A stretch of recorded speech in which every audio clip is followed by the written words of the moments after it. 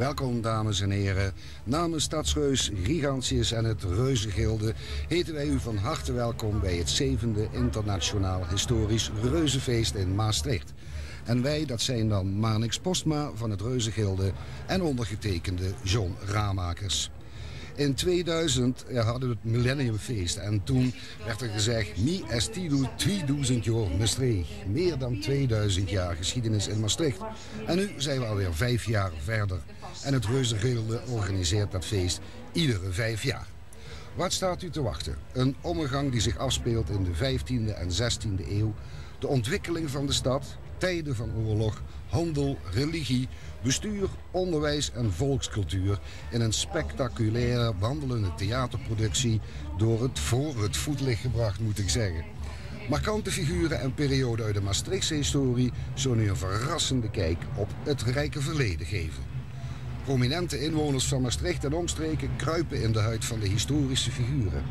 Tal van reuzen, muziek en folkloristische groepen uit Nederland, België, Frankrijk, Duitsland en Spanje vullen dit spektakelstuk aan. Ruim 2500 mensen lopen mee in de stoet, met daarbij heel veel verenigingen en andere enthousiastelingen uit Maastricht. U zult heel wat reuzen uit binnen- en buitenland en u voorbij zien trekken. Diverse wagens met opbouw en andere voertuigen, muziekkorpsen, paarden en ander vee en nog vele verrassingen. En zoals gezegd, in de stoet wordt een beeld geschetst van Maastricht in de periode 1500 tot 1550, 1600. De overgangsperiode van de middeleeuwen naar de renaissance. En kenmerkend voor die tijd is de tweeherigheid. 2 heren die aan de leiding staan van de stad Maastricht. En in deze periode was dat zo. Het gold zo: 2 heren, 1 heer. Dat was het motto van het geheel. En deze spreuk is in het Latijn nog te vinden boven het grote schilderij van de schouw in de Prinsenkamer van het stadhuis. De uitwerking van de stoet geeft een extra dimensie wat betreft de tijdgebonden interpretatie aan deze spreuk. De steden en de bevolking gaan zich steeds meer roeren en we zien ook in Maastricht de eerste stappen op weg naar democratie. In de vorm van opstand en andersoortig protest. Stadsreus Gigantius is daar een uitstekend voorbeeld van. Hij symboleert de Maastrichter gijs. De Maastrichter gijs. En geeft, uit protest weliswaar, aan dat hij de 2 heren in de tes in zijn zak heeft. Ook geeft de stoet een beeld van het reilen en zeilen in de stad in de vorm van een aantal uitbeeldingen rond speciaal voor deze stoet gebouwde wagens door figuranten die het contact met het publiek niet zullen schuwen. Een levende en levendige geschiedenisles dus, waarin ook weer een groot aantal reuzen hun opwachting gaan maken. Zo, dan zijn we door het begin heen en u kijkt op dit moment naar de Sapeurs et Grenadiers de l'Empire de Troyes uit België. En waarom lopen zij hier? Zij geven de pas aan, de route militair en af en toe een kanonschot. U ziet het, het is een heel speciale militaire pas en de hele stoet gaat in dit tempo aan u voorbij trekken.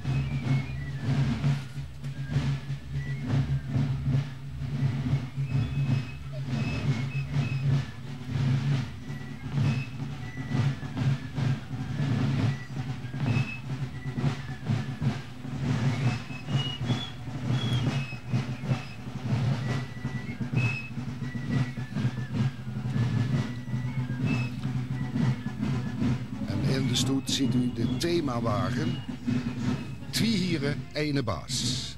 De stad Maastricht heeft 500 jaar lang 2 heren gediend.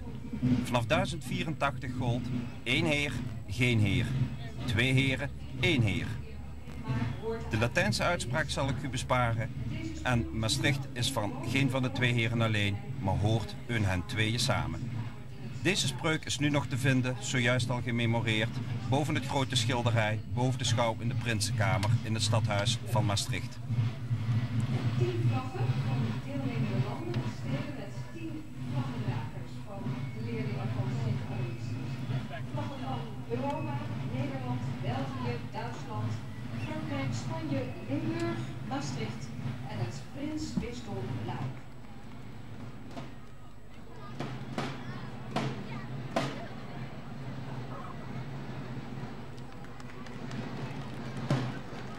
Ja, grote bekende van Maastricht ziet u al. De Engel van Maastricht, de stadsengel van Maastricht.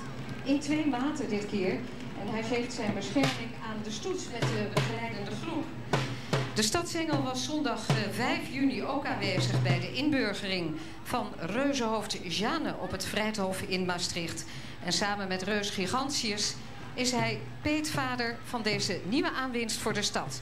En Jeanne zal ook in deze stoet straks te zien zijn.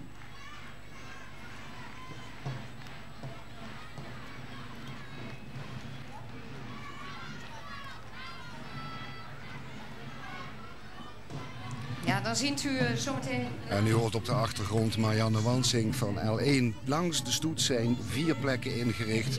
Als ik het goed heb, maar niks. Waar omroepen staan die aan het publiek hetzelfde meedelen als wat wij via tv aan u doen. Namelijk commentaar geven bij de stoet en achtergrondinformatie. De diverse plekken waar de tribunes staan en waar ook het commentaar gegeven wordt aan het publiek, dat de tribunes bemand en ruime getalen langs de route staan. Bij de Stationsstraat in de stadsdeel Wiek en daarnaast hier op de markt, waar het publiek ook in grote getalen is opgekomen om deze fraaie stoet te bewonderen. Aansluitend trekt de stoet van hieruit door naar het Vrijthof, waar de route zal eindigen met een ware apotheose. En ook daar staat een fraaie tribune opgebouwd voor het publiek. En dan zijn we nu bij het eerste thema gekomen. De stad en zijn volk, het volksleven en de invloeden daarop. En wat is het centrale punt altijd? Juist, en dat geldt nog altijd in die zin, is er niets veranderd. De markt. Marktlieden presenteren vis, graan, meel, groenten, moes, geiten, gevogelte, konijnen. En zoals het op de markt gaat, ja, dan zal zich ook wel eens het een en ander afspelen. Dus wij geven u even de tijd om daar naar te kijken.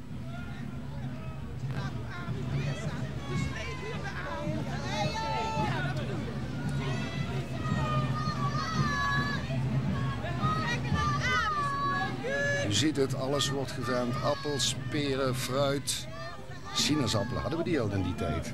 Dat weet ik eigenlijk niet, hoor. Nou, ze zullen er ongetwijfeld geweest zijn, maar dan door de grote afstand waar de sinaasappeltjes aan de bomen groeien. Maar op deze wijze toch leuk in beeld gebracht hier op de markt in Maastricht. En als Maastrichtenaren weten we natuurlijk als geen ander die Vrijthofmarkt die zo bekend is in de wijde omstreken. Op deze wijze nogmaals leuk in beeld gebracht. Die op de markt verhandeld wordt.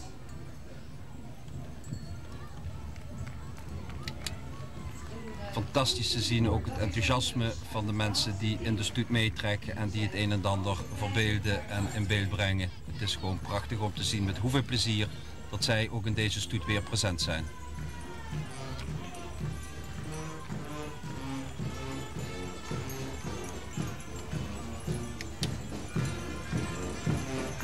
En dan zijn we toe aan onze eerste reus, Les Parois Tilfa moet ik zeggen, Les Parois Tilfa uit Tilf, België.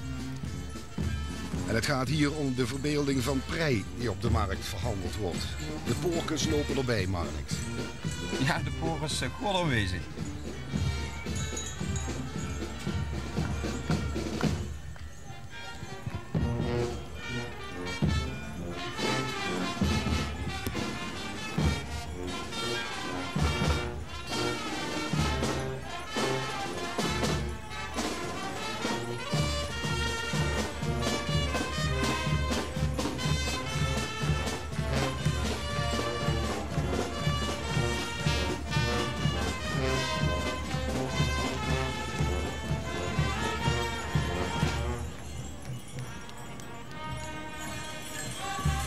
Het is dus een zeer actieve groep, zo te zeggen. Het is niet alleen de reus die meegedragen wordt, maar ze maken er zelf een groot feest van.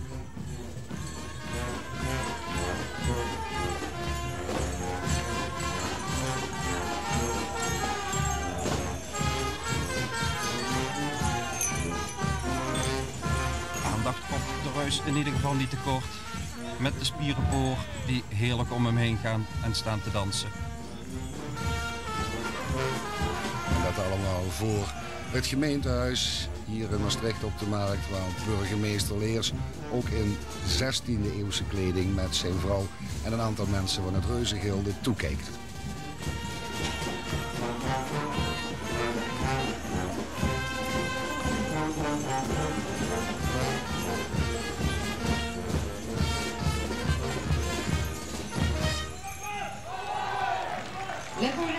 Croix uit Tielf in België.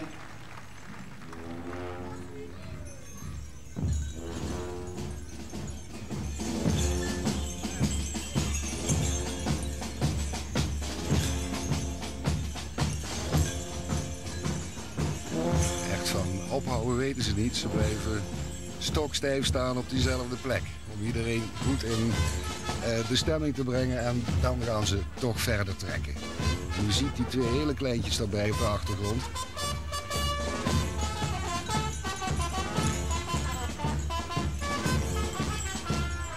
Net als in Maastricht met de carnaval. Jong geleerd is oud gedaan. Dat is ook de kracht van de vele verenigingen die in dergelijke stoeten meetrekken. Het is een familiegebeuren. De kleintjes gaan mee, krijgen het met de paplepel ingegoten en gaan aan de hand van pa en ma, de vriendjes en vriendinnetjes die ze erop doen, trekken ze er heerlijk mee op uit. Het is in ieder geval een perfecte groep om de stemming erin te brengen. Les Porets Tilfroid uit België.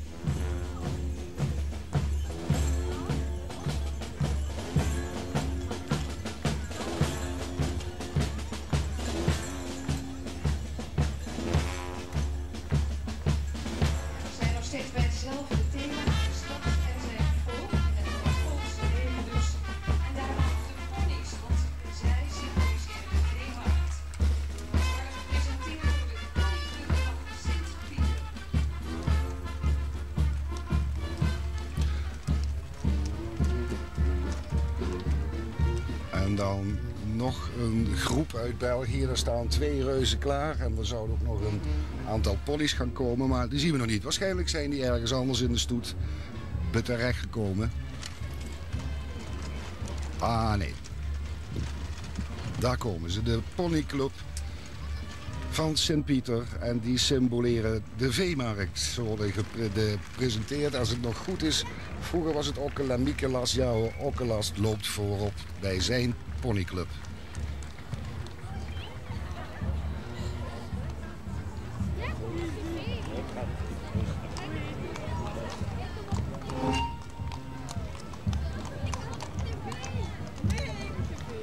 En u ziet het, de ponies zijn niet gezadeld en er zijn ook geen stijgbeugels. Dat komt, het zijn IJslandponies, deze beesten. En ze hebben een 5e gang, heet dat. Zij kunnen tulten. Dat is een soort verschil tussen draf en galop in. En dan is die rug van die pony helemaal recht. En dan is het heerlijk om daarop te zitten. Ik kan het weten, want ik heb het vroeger zelf gedaan. En ik zit er dan ook weer met een beetje heimwee nu terug te kijken. Terwijl we langs de tribune lopen en wat hooggeplaatste personen zien. Maar niks. Ja, u zag in het midden Maria van der Hoeven, onze eigen minister afkomstig uit Maastricht, die ook dit weekend in Maastricht aanwezig is om die reuzenstoet aan haar voorbij te zien gaan. Gisteren ook al op het Vrijthof samen met burgemeester Leers en zijn vrouw gezongen tezamen met Mixed Harmony tijdens de opening van de internationale reuzenweekend in Maastricht. En ik moet zeggen, dat ging er uitstekend af.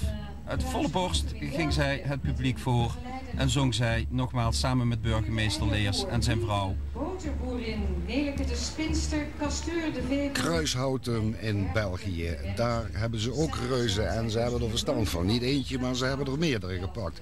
Wie gaan we allemaal zien? Pier de eierboer, Mie de boterboerin, Meleke de spinster, Kasteur de veeboer, Vergeke de werkster en samen zijn het dus de Krautumse reuzen.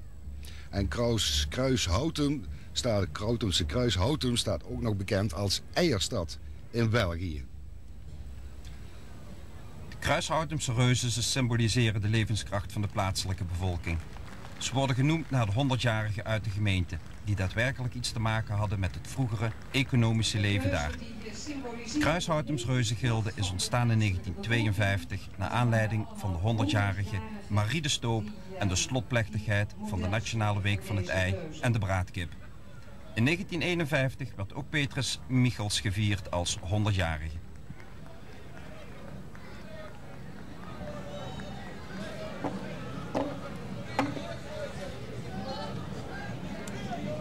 En weer gaan we de handel zien, dames en heren.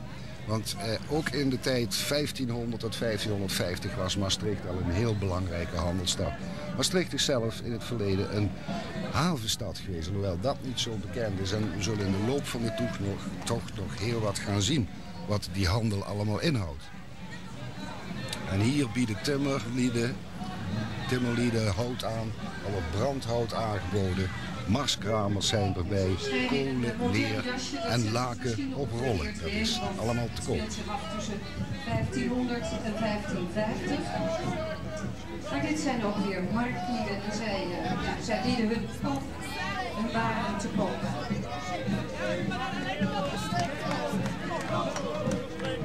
En in die tijd werd er ook veel handel gedreven met Venlo en dat wordt hier gesymboliseerd.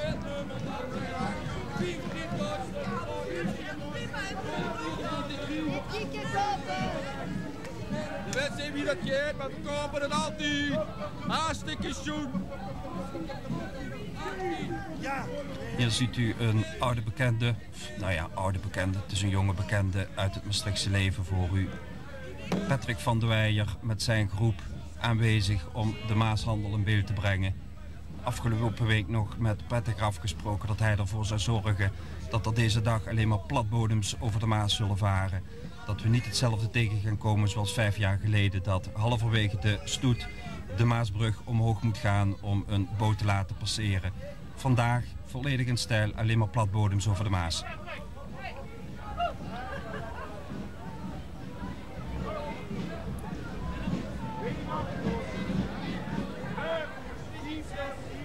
Ja, in het verleden aan de Maaskade er heerst grote bedrijvigheid. Spullen worden geladen, gelost en getransporteerd naar Noord en Zuid over de Maas. Naar het zuiden toe werd er tot in Frankrijk gehandeld met steden als Luik, Namur en Dinant. Richting noorden waren het Venlo en Utrecht en zelfs door tot aan Stockholm in Zweden toe. Maastrichtse spullen worden geladen, wollen, stoffen, glas en aardewerk, metaalproducten en leer. Het ging allemaal over de rivieren richting Noord en richting Zuid. En zoals we zeiden, de handel met Venlo. En die zijn ook vertegenwoordigd door 10 reuzen. Het zijn Valuas en Guntrud met hun begeleiders. En het Akkermansgilde met muziekkorps. In 69 na Christus. De geschiedenis van deze reuzen is waarschijnlijk het beste gedocumenteerd. Valuas en Guntrud zijn nu het symbool voor de identiteit van Venlo. Vele reuzen waren oorspronkelijk poppen van heiligen of van bijbelse figuren die werden meegedragen in religieuze processies. Deze beide Venlose reuzen niet. Het Akkermansgilde neemt hun reuzen heel serieus. Guntrud is de meter van onze stadsreus Gigantius. Ja, daar kan ik aan toevoegen, John, dat we als Reuzengilde uitermate goede contacten hebben met het Reuzengilde vanuit Venlo. Niet alleen natuurlijk vanwege de nabijheid van Venlo ten opzichte van Maastricht. Je komt ze tegen op de reuzenfeesten en andere stoeten waar ook het Reuzengilde aanwezig is. Uitermate plezierige saamhorigheid ook tussen deze beide verenigingen onderling.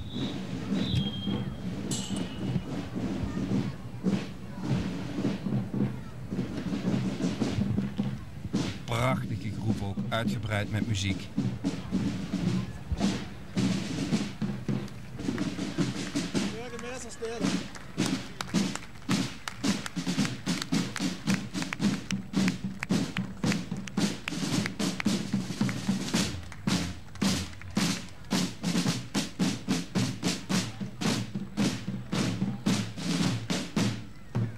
Dit is dan het muziekkorps van het Akkermansgilde uit Venlo.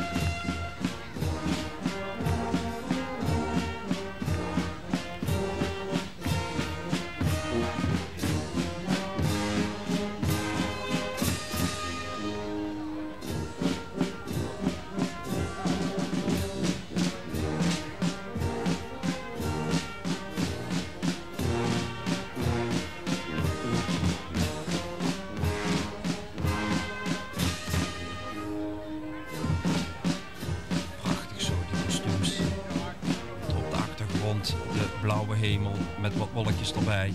Het is boven een heerlijke temperatuur in de binnenstad van Maastricht. Niet te warm en niet te koud.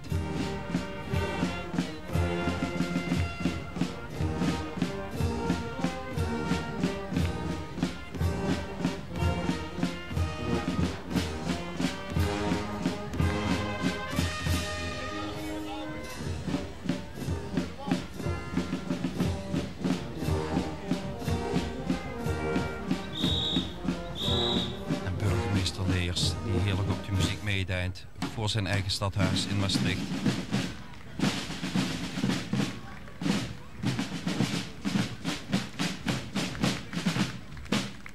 U ziet het aan de schaduw op de grond. De zon is een beetje doorgebroken. En dat heeft helemaal heel veel spanning opgeroepen hoe het weer nou zou worden. Het is allemaal slecht voorspeld. Vanmorgen scheen de zon. En daarna werd het helemaal grijs in Maastricht. Maar nu lijkt het erop dat we het droog gaan houden. En dat is een heel belangrijk iets, denk ik.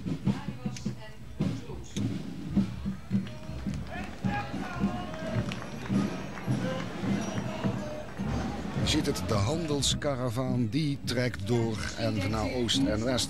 En vooral Maastrichtse laken en leer zijn gewild. Zelfs tot ver in Hongarije. En hij is een van de uitbeelders van het volgende thema, handel over land. Bij de handelskaravaan gaat de handel naar oost en west en vooral Maastrichtse laken en leer zijn gewild. En we zien Benoit Wesley en Jan Hoen die hier als dekens de leiding hebben over een karavaan. Ze hebben een geleidebrief bij zich waarmee zij zich kunnen verplaatsen en te laten zien wij zijn eerbare en dure mensen. Bergen op Zoom is onder andere een van de plekken in het westen waar weer handel wordt gedreven. En dat wordt vertegenwoordigd door Jan met een Lippen, Trui van de Toren, Toontje en Marieke, de Bergse stadsleuzen en hun begeleiders en muziekgroep.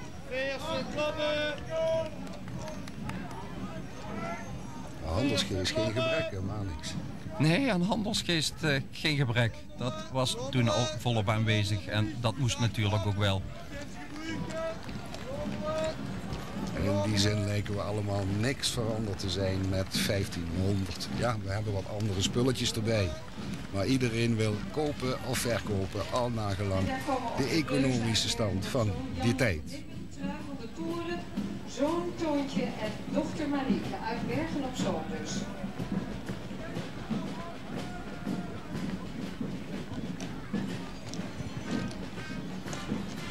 Daar komen de reuzen uit Bergen op Zoom. Maar ik zeg het goed. Ja. Het zijn kleintjes, hè? Ja, iedere reus is klein begonnen, hè. Dat groeit natuurlijk ook in de jaren. Klein maar fijn. Ja, het gaat om Jan met de Lippen, Trui van de Toren, zoon Toontje en dochter Marieke. Allemaal uit Bergen op Zoom. En Jan met de Lippen die kreeg die bijnaam omdat hij een vergroeiing had aan zijn mond. Misschien is het wel een... je ziet het als een reus, hij heeft hele dikke lippen. Er is dus iets bijzonders met hem geweest. Ja, je ziet toch maar, hè. Onder zijn bewind kwam de stad toch tot bloei. Trui is de patrones van de stad, de heilige Gertrudis. Die leefde van 625 tot 650 en ze was heilig, want ze leed allerlei dingetjes ging ze doen. Ze liet op wonderbaarlijke wijze zoet water opspringen. En dat ten midden, zoals wij hoorden, van zoute slikken. En ze verloor haar kalmte ook niet toen ze door muizen werd aangevallen die haar spingaren in de war trachten te brengen.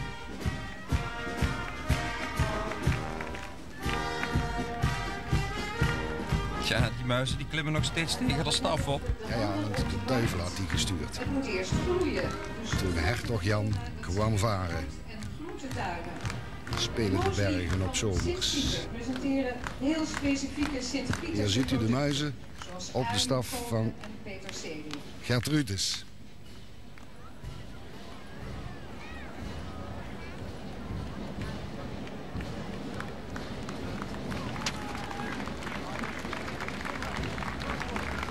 En dan komt Maastricht weer in beeld. De moeswiever van Sint-Pieter. En wie kunnen dat beter in beeld brengen, hè? Het Kreun van Eigenhof, de Mooswiever van Sint-Pieter. Ze presenteren specifieke Sint-Pieterse producten en wat anders dan Unnepoor, moos en peterselie. En fruit komt niet alleen uit het Heuvelland, het komt voor een belangrijk deel... De mannen van de Mooswijfjes, de Mosazaurussen, zullen later nog aan u voorbij trekken. En ze boffen toch maar met hun eigen groentevreukjes. Fruitreuzen uit Sint-Truiden uit België.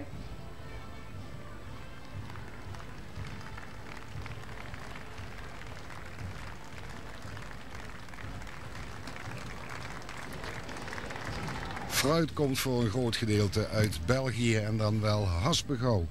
Conference, de Jonagold, de El Santa. De kraker zijn de fruitreuzen uit Sint-Truiden. Dat was natuurlijk prachtig in dat verleden. Het Kreun uit Maastricht en het fruit uit Haspengouwen.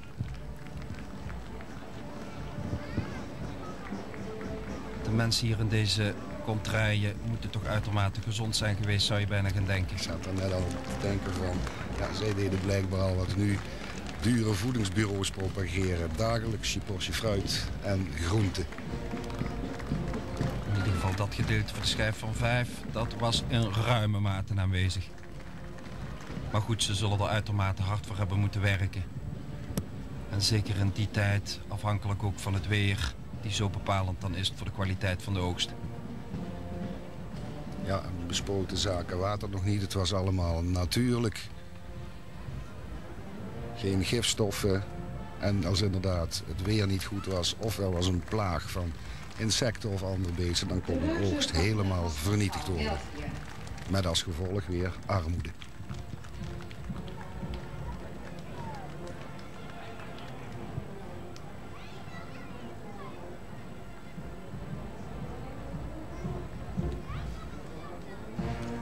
En vanuit Haspengouw gaan we naar Biesland. Want die komen ons verblijden met hun tonen fanfare Sint Servatius.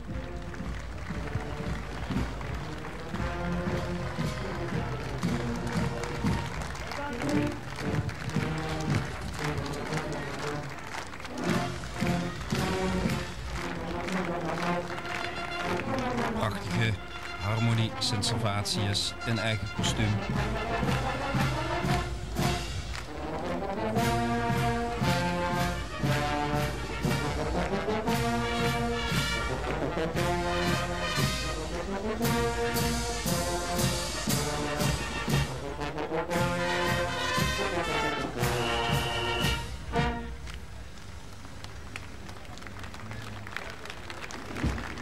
Ja, dan het volgende thema in deze stoet, de heiligdomsvaart ter ere van Sint Servaas.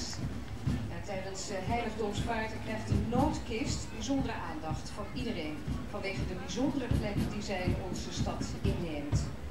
In 1475 werd die reliekschrijn van Sint. U ziet het, de heiligdomsvaart ook weer aanwezig in de reuzenstoet. Tijdens de heiligdomsvaart, en dat weten de Maastrichtse kijkers maar al te goed, krijgt de noodkist de bijzondere aandacht van ieder vanwege de bijzondere plek die zij in onze stad inneemt.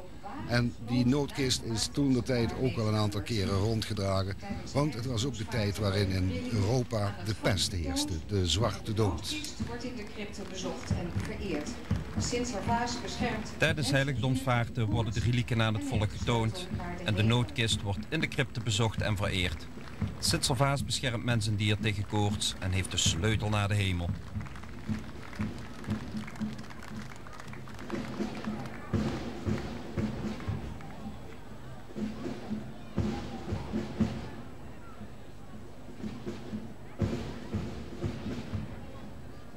Er wordt een kerkgebouw meegesleept en daar de noodkist, maar dat is niet de echte, want die is veel te duur. Dus men heeft het gedaan met een repliek daarvan.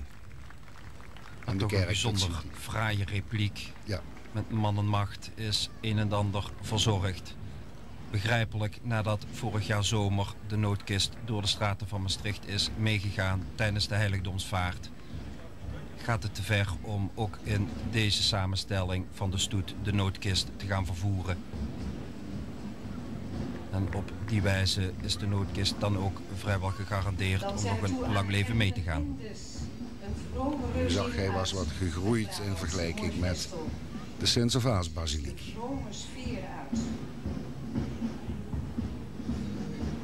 John, is toch ook bijzonder om wel even te noemen. Hè? Als je bekijkt wat er in Maastricht toch in een jaar tijd aan fantastische omgangen en stoets georganiseerd is geworden. Te beginnen vorig jaar zomer met de heiligdomsvaart, de carnavalsoptocht en nu alweer de internationale reuzenstoet. Waar een kleine stad toch groot in kan zijn. Ja, vooral zoals in de voorbesprekingen Crit Leenders, de regisseur van de stoet, heeft gezegd.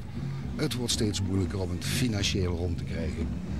Het aantal sponsors vermindert en het aantal groepen en evenementen die mee willen vissen in de vijver stijgt. En dan wordt de visstand in die vijver heel klein. Ja, het is zo, maar je ziet toch dat we er uitstekend in gestaat zijn gebleken om een fantastische stoet samen te stellen. En zeker een beroep gedaan op de creativiteit. Waarbij we geboft hebben met de organisatie die toch grotendeels in handen is geweest van Crit Leenders. Die het uitstekende vermogen heeft gehad om een verantwoorde stoet voor u samen te stellen. In ieder geval historisch verantwoord en ook van voldoende omvang. Om het publiek en u thuis een fantastische reuzenstoet voor te schotelen. En we zien de pelgrims voorbij komen die op doortocht zijn naar onder andere Compostela. België, de kluizenaar van de Bonderberg. Reus uit Heusden-Zolder, België. De groep pelgrims vereert Sint-Servaas inderdaad op doortocht naar onder andere Compostela in Noord-Spanje.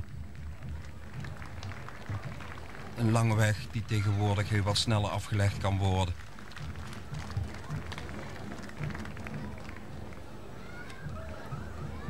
Vendeliers, en waar haal je die vandaan? Natuurlijk uit België, uit Heusden-Zolder, niet eens zo ver hier vandaan.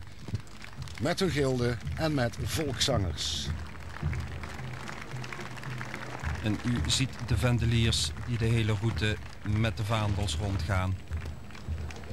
Moet toch ook een hele klus zijn, hoor, want ze zijn niet licht en met de wind die er waait, toch flinke inspanning die ze leveren. Maar aan de lachen op het gezicht te zien, doen ze het met alle plezier. Ik denk toch na zoveel uur, 2 uur, trekt de stoet zoiets voorbij en dan loopt behoorlijk stuk. Zij zijn om 2 uur vertrokken al. En ze zullen er ongeveer dik 2 tot 3 uur over doen, dat je dan toch wel pijn in je spieren moet hebben, hoor. Maar ze zijn het gewend, hè? Uiteraard. Het zijn een stelletje stevige heren. Ook regelmatig zijn wij te gast op hun feest dat zij regelmatig organiseren in Heusden-Zolder. Gaan we met Reus Gigantius daarna mee om ook daar acte de présence te geven.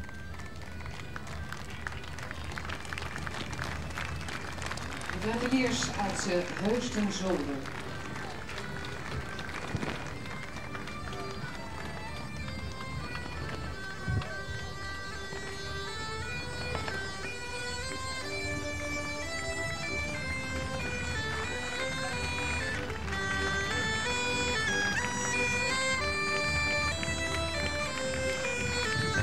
Allemaal in het kader van de heiligdomsvaart ter ere van Sint-Servaas.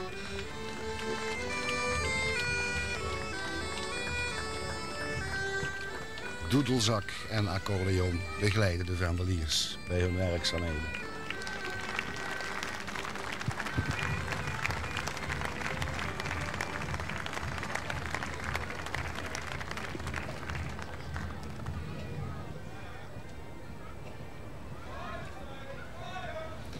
U ziet de kluizenaar van de Bonderberg, de reus ook uit Heusden-Zolder.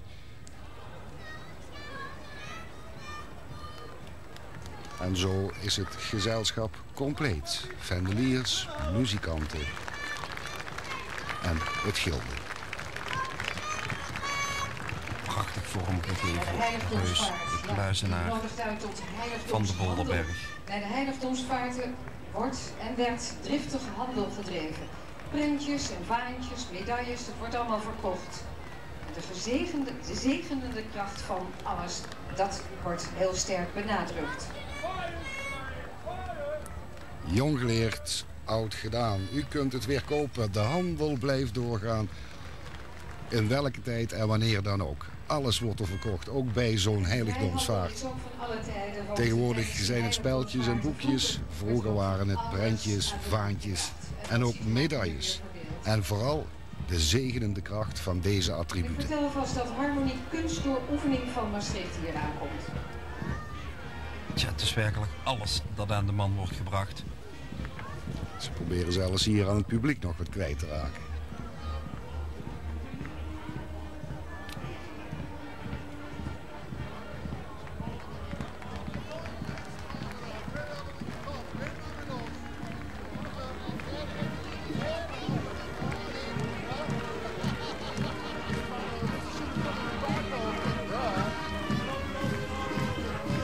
Harmonie Kunst door oefening jaagt de kooplui op.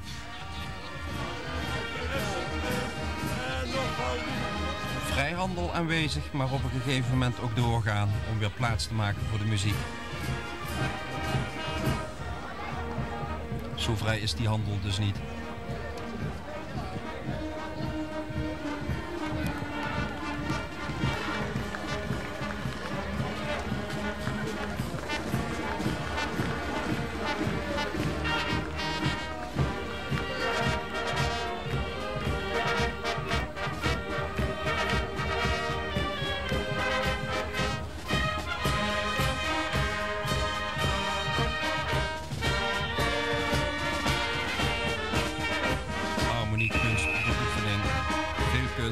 Veel oefening.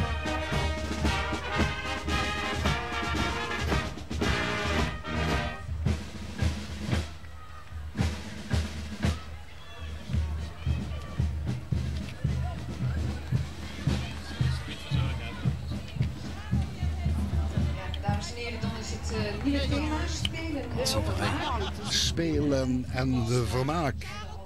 Want de heiligdomsvaart is er dan een van religie. Maar het plezier mag ook niet vergeten worden.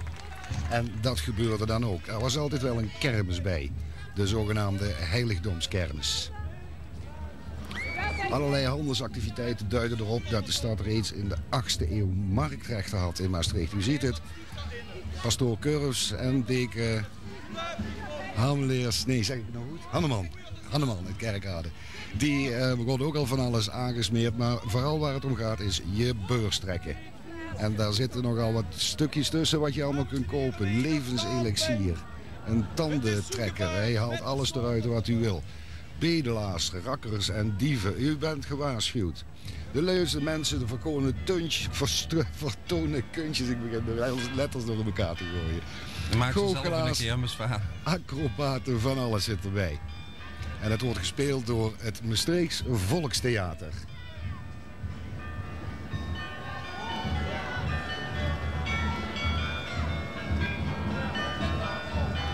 Dat maakt het reuzendorp van Turnhout in België zijn opwachting. 19 dorpsreuzen laten het spektakel zien dat tijdens de heiligdomsvaart door boeren, burgers en buitenlui werd gemaakt.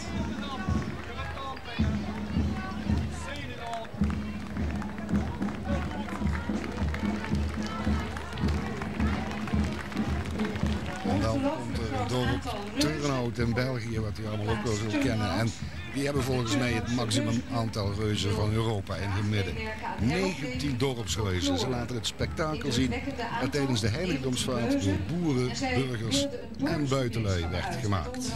De Turnhoutse Reuzenklop wil meewerken aan de heropleving van de folklore.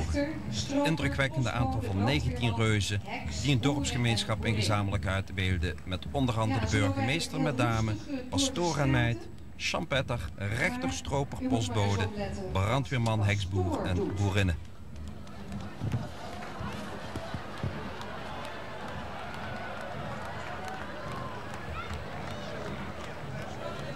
En het zijn allemaal draagreuzen. Want dat is ook nog een verschil. Er zijn draagreuzen en reuzen die getrokken worden op wieltjes. Maar van oorsprong zijn alle reuzen draagreuzen. Met als voordeel de beweeglijkheid. U ziet, ze keren en draaien, ze kunnen buigen en bewegen. Wat fantastische reacties oplevert ook weer bij het publiek. Een terecht applaus is dan ook hun deel.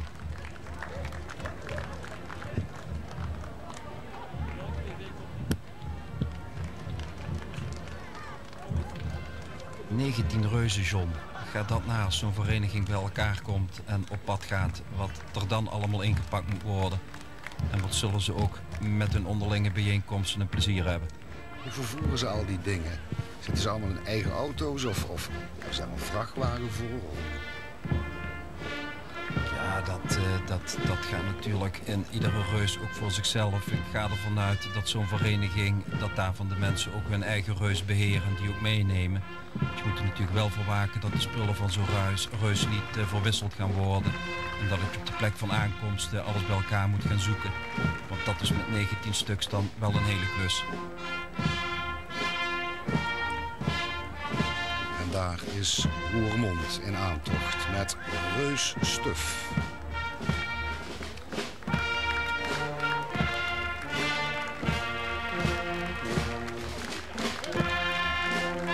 Voorafgegaan door eigen muziek. In afwachting van Reus Stuf. Ook een heel goede bekende van Reus Gigantius.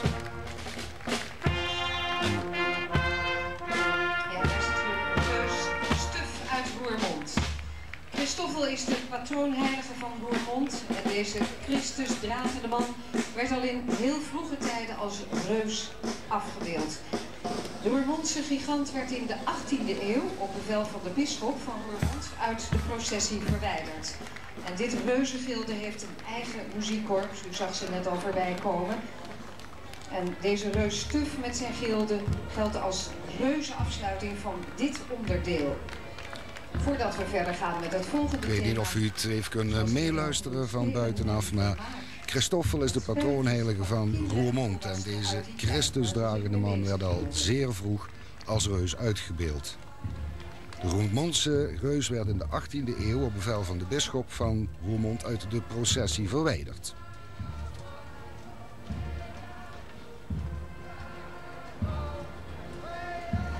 Ook Reus Stuf heeft met zijn reuzengilde hun jaarlijkse feest, waar ook Reus Gigantius altijd van de partij is. En dat zijn gezellige bijeenkomsten. Dan kom je de clubs weer tegen die je regelmatig links en rechts ziet. En dan zie je ook de vriendschappen die in de tussentijd tussen die diverse gildes zijn ontstaan.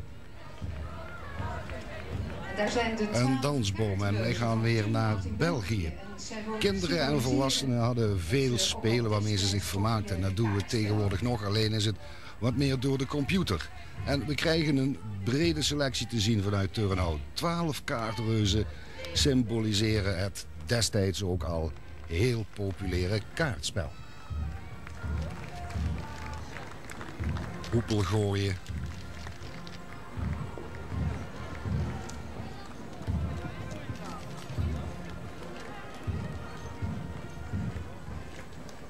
Hazardspelen werden ze vroeger genoemd en dat betekent eigenlijk geluksspelen. En overal waar dat was de duivel ook in de buurt. Ik kan me nog een oude asbak herinneren waarop 4 kaarten stonden afgebeeld en een duivelskop. En die asbak betekende dan waar het spel is de duivel in de buurt.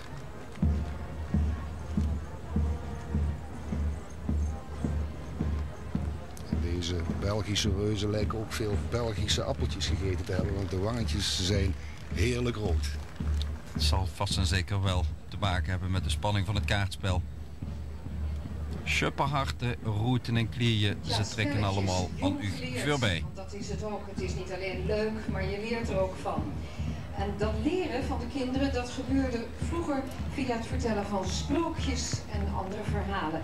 Ja, wie zou dat beter kunnen uitleggen dan Els Ottenheim? Een aantal veel in de verhalen voorkomende figuren zijn als reus aanwezig. De Vos Reinaarden en de Hermelijn uit Els Ottenheim komt als sprookjesvertelster aan. En via de sprookjes hebben wij ook heel veel dingen moeten leren. En dat betekent dat we meteen daarbij hebben een groep uit Frankrijk, de katvrienden uit Merville. En zij presenteren K.O. de kat. De kat heeft vaak speciale rollen gespeeld in legenden, sagen en vertellingen en heeft ook een symbolische betekenis hierin. Caus betekent katten in het Picardisch dialect. Het decennium 1560 tot 1570 was bijzonder zwaar voor de inwoners van het Leiendal. Die hadden tegelijk een verschrikkelijke hongersnood en de opstand van de protestanten te verduren. Tijdens de beeldenstorm werd in Merville als stoppunt van de gruwel een kat in de tabernakel van de parochiekerk opgesloten. En de kat was het symbool van ontucht en het evenbeeld van de duivel. En zo kregen de inwoners van Merville de bijnaam Caus, katten nogmaals. U ziet dat de katten hier de reuzen zijn, maar ook de leeuw en Reinaard de Vos. En dat zijn vaak de figuren uit de sprookjes. En zo ziet u, dames en heren, dat de diverse groepen die uit binnen- en buitenland aanwezig zijn, allemaal rondom een speciaal thema, een tijdperk zijn ontstaan en verbeeld, meegenomen en uitgedragen. En als je er daarvan een aantal achter elkaar zet, passende binnen een bepaalde tijd, kun je op zo'n manier uitstekend verbeelden hoe het in bepaalde tijden in Europa eraan toe ging. Schrijven, tekenen, lezen, zingen, dichten en Latijn. En op deze wijze, in zo'n stoet, trekt dat zomaar aan u voorbij.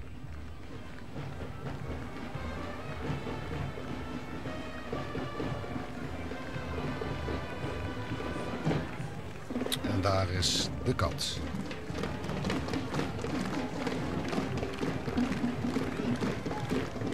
Maar dit is nog steeds de kat, zie ik.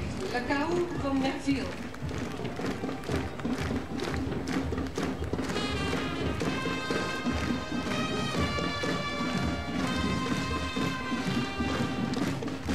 Prachtige reuze kat. Le Caus de Merville.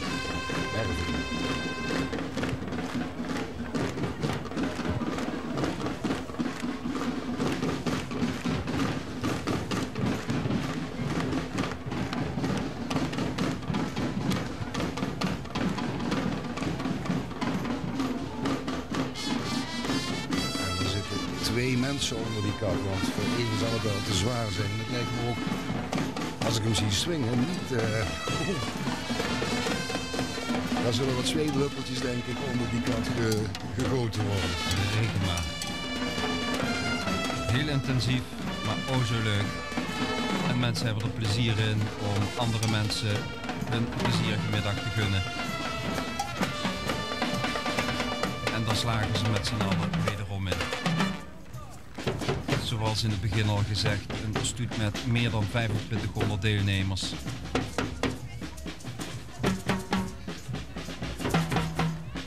Ja, hier is die nog echt de opleiding school, het eerste schoolterrein van Maastricht. En alleen kinderen van de hogere sociale klasse die werden toegelaten. Ja, en wie ziet u daar lesgeven? Dat is Koen Ottenheim.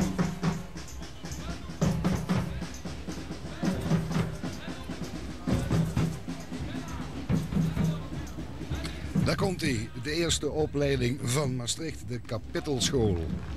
Koen Ottenheim, die is met de krulkes bezig daar. En de school die behoorde tot het kapittel van Sint-Servaas. Schrijven, tekenen, lezen, zingen, dichten en Latijn, dat waren zaken van groot belang. Je zult begrijpen dat enkel de goede kinderen, de koralen, of zoals het dan genoemd werd, de krulkes en dan ook nog de jongens deelnamen aan de lessen van de koningke bij het kapittel. En het kapittel, dat zijn de geesten. Daar is de harmonie. Ja, de krulkes van toen, het cinebat erover van hoe volgens mij.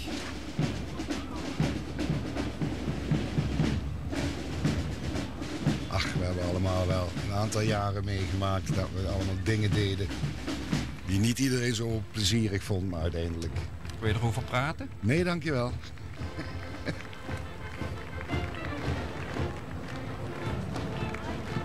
Harmonie Walburga uit Ambi trekt aan ons voorbij.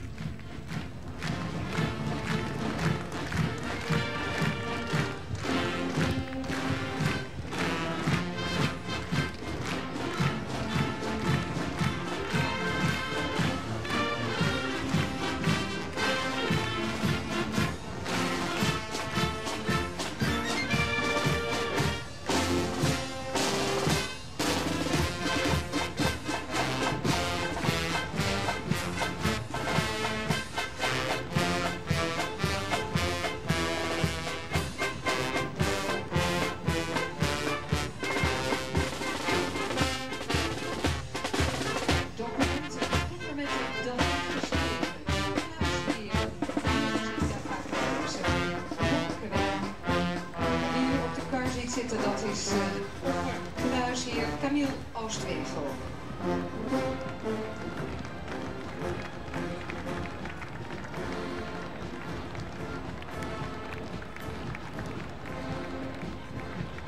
En rond 1550 treedt Jacobus Baten als eerste drukker in de hele regio van het Prinsbisdom op. Het luidt de ondergang van de handschriften in, maar het drukwerk biedt het volk ook de toegang tot informatie en dus kennis en wijsheid. Het museum De Historische Drukkerij in Maastricht zorgt voor het authentieke materiaal.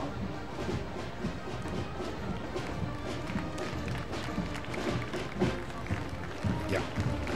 Nou, de vaart zit U zag net documenten die met de hand geschreven werden en dat was echt monnikenwerk. Kruisheren deden dat, maar we zitten ook in de tijd van de boekdrukkunst. Verschillende mensen worden het toegeschreven om die boekdrukkunst uit te vinden. Maar Jacobus Baten was als eerste drukker in deze regio, rond 1550. En dan gaat het opeens heel snel, want het gewone volk kan dan ook uiteindelijk gaan lezen. Dank ook aan het museum De Historische Drukkerij uit Maastricht, die belangeloos hebben zorg gedragen voor het authentieke materiaal. En de harmonie en fanfares volgen elkaar even in hoog tempo op. Fanfare Sint-Hubertus, Bosselveld, Maastricht. Heel even teruggaan naar de kruisheren waar we nog net konden ontdekken. Offerkruisheer Camille Oostwegel, sinds kort hotelier ook in Maastricht en samen met zijn mensen ook meegaand in de Reuzenstoet van Maastricht.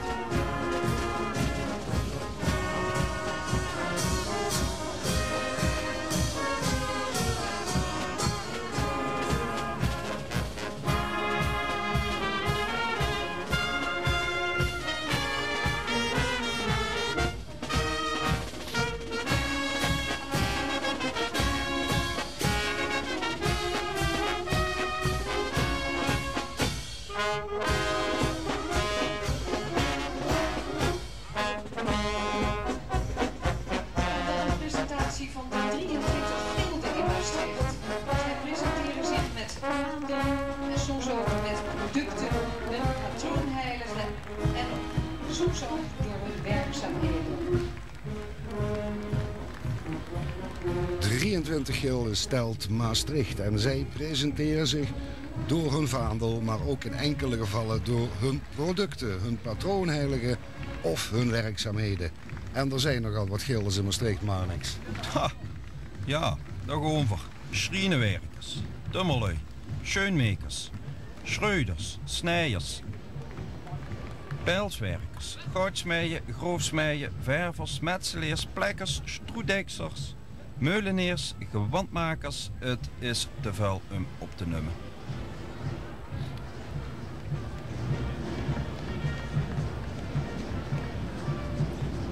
Er zijn toch jammer genoeg veel lege plekken op de tribune zo te zien. De meeste mensen zullen gewoon langs de stoet zijn gaan staan. Terwijl die tribunes nog wel bedoeld waren om toch wat geld binnen te halen voor het reuzengeel. Ja, uiteraard. Mensen kiezen ervoor om hun eigen plek van waaruit ze het beste uitzicht denken te hebben. In ieder geval leert de ervaring dat met dit weer toch weer grote aantallen bezoekers naar de stoet zijn komen kijken. Helaas wat lege plekken op de tribunes, desalniettemin een grote getale publiek.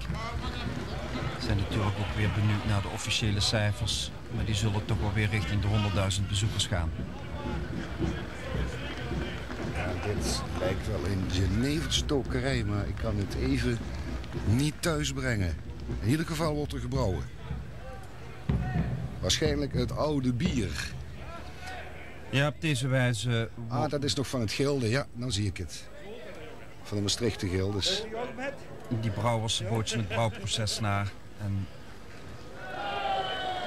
Ah ja, ze zouden normaal ook een reus Santé. hebben. Ze zijn uit België. Ja, uit Wemduinen. Ze zijn uit België, uit Wemduinen. En zij bootsen inderdaad het brouwproces na. Er zou een reus bij komen, maar die kon niet.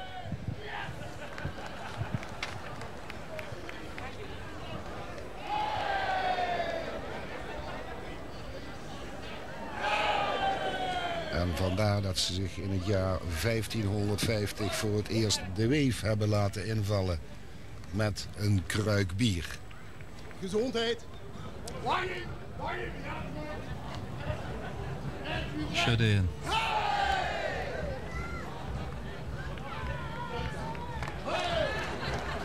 Ja, eentje deed niet mee. Ja, dit is de oude kaarten. Regels en vrijheden voor de stad. Er zijn inwoners die worden vastgelegd door de heren. Ja, die oude kaarten van 1284 is een belangrijk document, een soort partner, waarin prins, bisschop en hertog van Brabant, de twee heren, vastleggen welke privileges de stedelingen hebben. Juist, u hoort het al van Marjan, dat de oude kaarten van 1284 eraan komt. De oude kaart is een heel belangrijk document, een soort orde waarin prins, bisschop en hertog van Brabant, dat zijn dus de heren van Maastricht, vastleggen welke privileges de stedelingen hebben. Privileges en ingewikkelde regelingen over rechtingen, belastingen, geld maken en dus muntsland toen de tijd en de verdeling van de stad. Zo'n beetje, ja, laten we maar zeggen, het verkiezingsprogramma van de politieke partijen tegenwoordig, wat zij willen gaan doen en hoe hoog of hoe laag uiteindelijk de belastingen worden binnen de stad Maastricht. We zien Jennekes lopen als een van de twee heren, de Toon Jennekes als prins bisschop, Erhard de Lamarck en Jos Notermans liep daar als Karel V. Ja, het volgende thema van lijdzaamheid en angst naar protest. En de mens heeft grote angst voor ziektes. Het najaar 1529 kost een grote pestepidemie duizenden doden. En de artsen staan machteloos en de familie rouwt. En een artsengroep, met onder meer Frank Smits, die doet zijn best om uitbreiding van de ellende te voorkomen.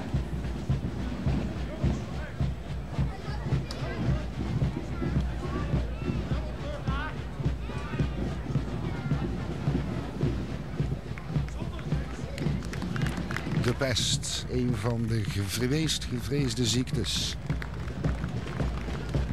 in Europa in de jaren 1400 en 1500. En in Maastricht noemden ze dat de Ningelse zweet. Je ziet al iemand op een baar liggen die weggevoerd wordt. Door de zwarte dood werd hij ook genoemd. En hij werd overgebracht door ratten. Groep met onder andere Frank Smits. Ze doen hun uiterste best om uitbreiding van de ellende te voorkomen. Met de kennis van nu zou dat wellicht mogelijk zijn geweest, maar toen toch een enorm probleem. De artsen staan machteloos en de familie rouwt.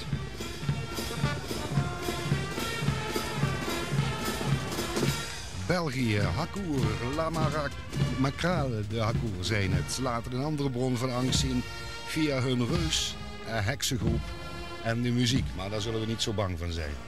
Maar de heksen op hun bezem stelen, dat is wel eng.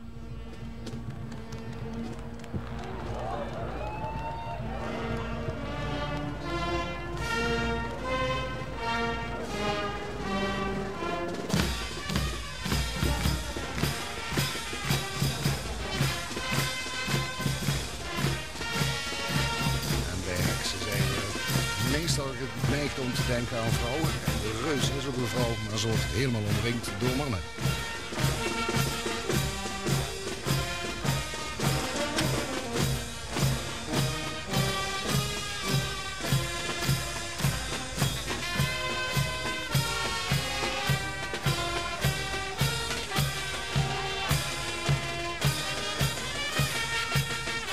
Het is toch schitterend om te zien hoe die al die Belgische reuzengildes toch de hele tijd vol activiteit zijn. Muziek. En we zien daar iemand die doodsbang is voor die heksen.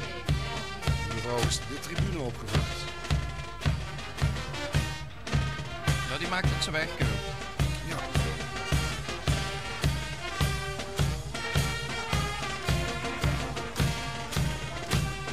Het is toch knap hoor, om zo fraaie muziek te maken. Vraag me toch af hoe ze dat deden op de bezemsteel. Zij hebben geen bezemsteel bij zich. Het zijn die heksen daar in de heksenkring.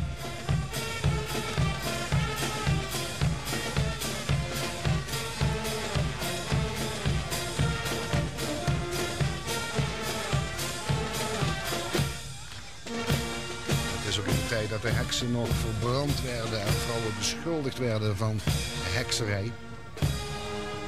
En wat ik begrepen heb, hoefde je soms niet veel voor te doen, alleen maar alleen te wonen en een zwarte kat te hebben en in het zwart gekleed te gaan.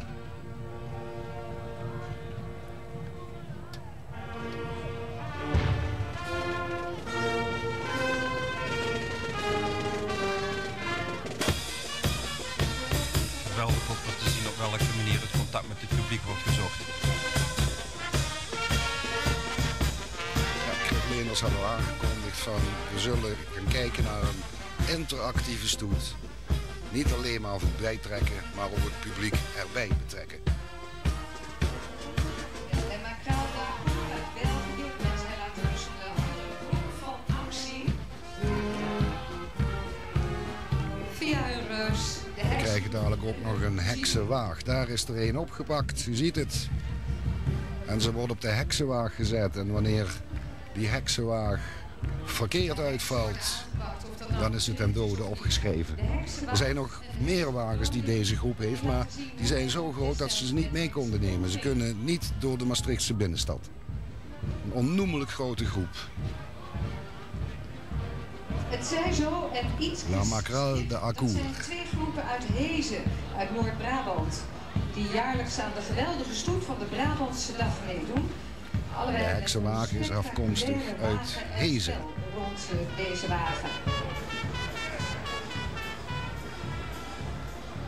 Ja, de grote wagens die zouden te groot zijn om Maastricht door te rijden. Maar de groepen spelen nu een moespel rond hun kleine wagens. Ja, wie zien we daar? Erasmus, oftewel veel levens, als verlichte denker. En hij presenteert zijn lof der zotheid. Tijdens. Ik ben geen heks. Doe het niet, alsjeblieft. Daar zitten ze allemaal. Daar zijn ze allemaal. Je bent niet gereserveerd. Je bent een heks. Brand de zolder. Stok aan het vuur. Kom op. Stok aan. Waar ben je met de heks? De heks is aan de paal gebonden om verbrand te worden, maar ze is niet gek, ze weet te ontsnappen. Beteuterd kijken de mensen daar naartoe. Reuzen allemaal uit Althans, de inquisiteurs. En reus Sylvestre Le Menestrel uit Tijdols en Wilwintjes. Frankrijk, die spelen hun narrenrol. Wilwintjes als Erasmus en Tijdols als de zotheid. De lof der zotheid is ook uit die tijd. De Menestrel uit Saint-Sylvestre. Ze relativeren de macht van de heersende klasse. Vlaanderen is een grote minestreel. Dat is wat wij met carnaval ook nog altijd doen. En door het jaar. En de handen van de reus die zijn van hout. 35 soorten hout zijn er voor nodig geweest om die luiken en die houten onderdelen te maken. Reus Sylvestre, Le Menestrel. Noord-Frankrijk, Saint-Sylvestre-Kapel, daar komt hij vandaan. Het is een gigantische menestreel die op de houten luid speelt. En ook het hoofd en de handen zijn van hout. 35 soorten hout hebben ze ervoor nodig gehad, dames en heren, om dit beest in elkaar te zetten.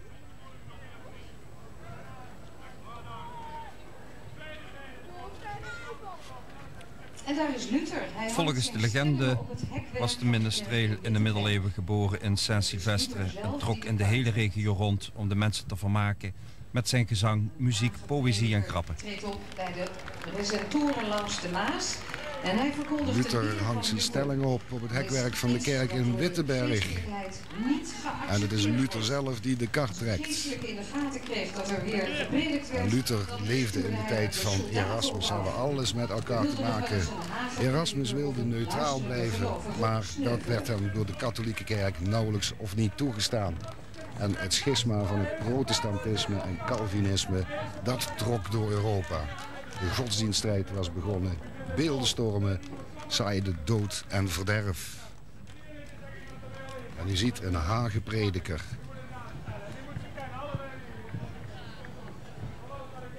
En hageprediker was niet zo'n veilig vak in die tijd. Want als iemand erachter kwam, de bisschop erachter kwam dat er een hagenprediker was, dan stuurde hij de soldaten erop af. En dan wil nog wel eens een hagenprediker sneuvelen.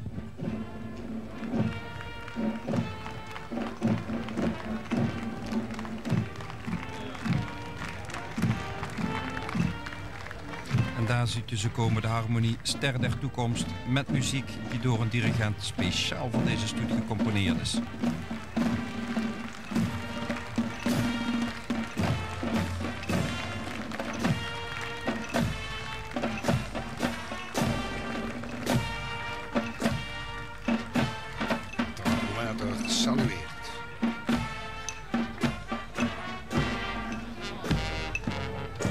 Ster der Toekomst, met muziek die door de dirigent speciaal voor deze stoet gecomponeerd is.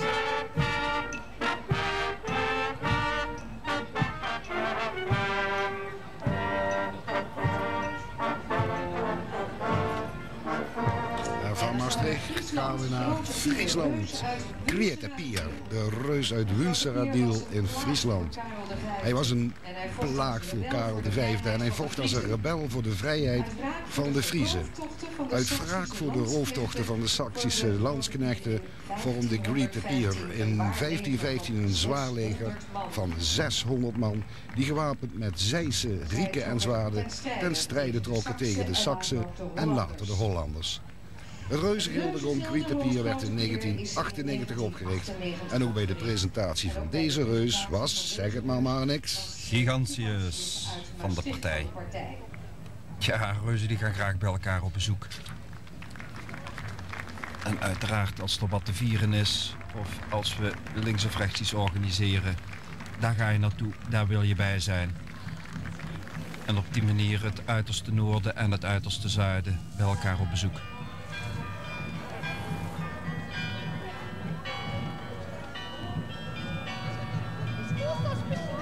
We zijn nu iets verder dan de helft van de stoet. Dus u ziet, dames en heren, wat een gigantisch geheel er hier door de straten van Maastricht trekt. Daar wordt mevrouw Leers benaderd.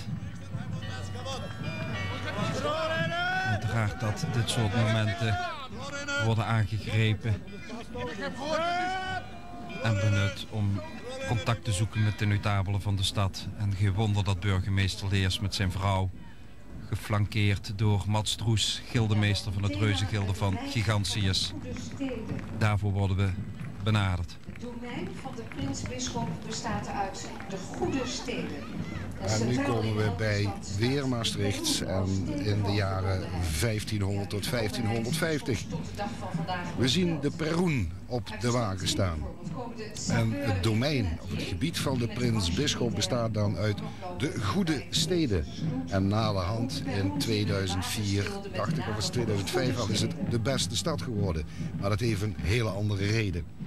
Centraal in elke stad staat die perroen als teken van verbondenheid. En die perroen is bij ons een beetje gesneuveld. Een tijdje geleden, of zeg ik dat goed? Die stond op de markt.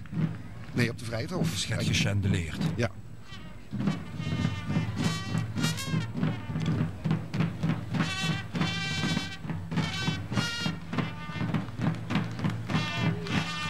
En dan hebben we het over de machtspositie van de prins-bisschop. De geweermakers en kanonnengieters. Hier komen geweermakers en kanonnengieters. Die zijn gevestigd in het rijk van de prins-bisschop.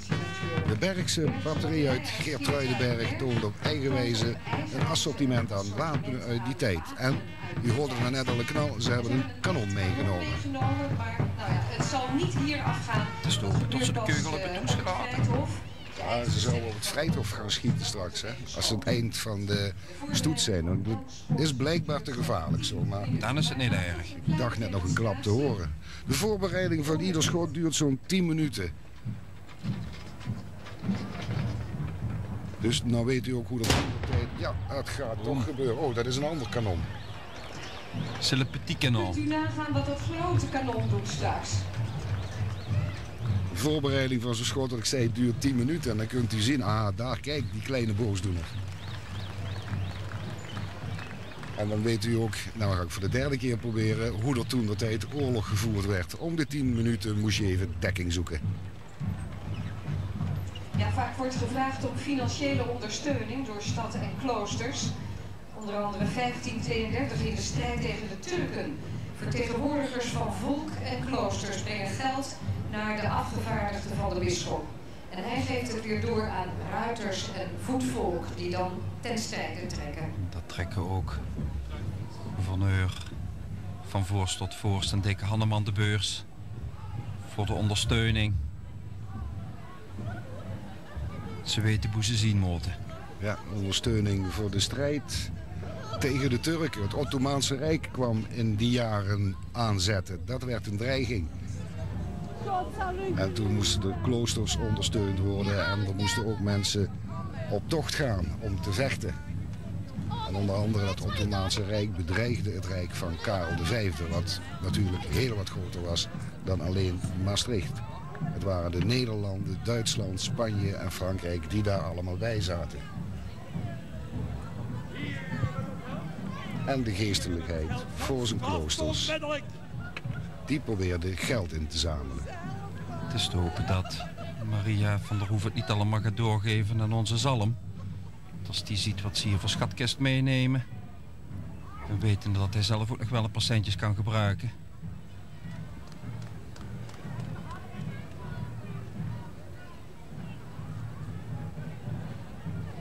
Ja, we zien ook mensen met hellebaarden rondlopen, dus die schat werd goed bewaakt.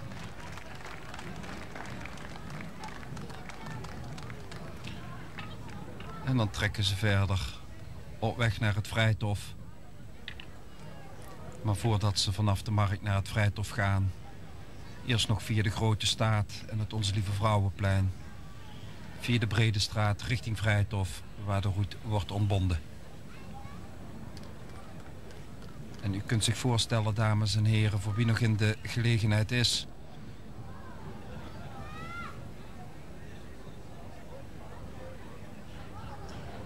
Ja, en dan ziet u kruisridder Reus Twijn komt, Iwijn komt eraan, niet Twijn, dat is een drukfout. Kruisridder Reus Iwijn, hij is gaan vechten in een verre streek. De stadsreuzen uit Aalst in België, zij regeerden de stad in de 12e eeuw als vazallen van de graaf van Vlaanderen. Tijdens hun bewind groeit en bloeit Aalst. We zien Iwijn als kruisridder. Deze gingen met hulp van de financiën die ingezameld werd op weg naar Azië om het geloof te beschermen. En dat is weer heel wat anders als tegen de Turken of de Moren te gaan vechten.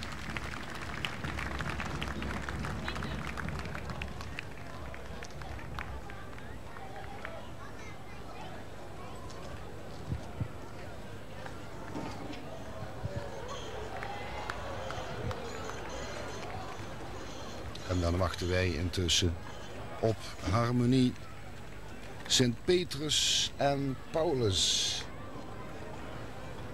Maar er komt nog iemand anders bij, ons Paula. Ja, waar deze reusin vandaan komt, dat is niet zo helemaal duidelijk, maar ze heeft wel, waar Reus Gigantius de heren in de ters heeft, heeft deze vrouw zo te zien de mannen in het kooitje. Maar het lijkt me dat ook deze afkomstig is uit de Aalst, gezien de begeleider. Als ze die iedere keer de tennekes moeten potsen voor tot ze weer de kist ingaat, daar hebben ze hier gaat pasta van udig. Zo te zien, ja, hebben de Aalstenaren een extraatje meegebracht.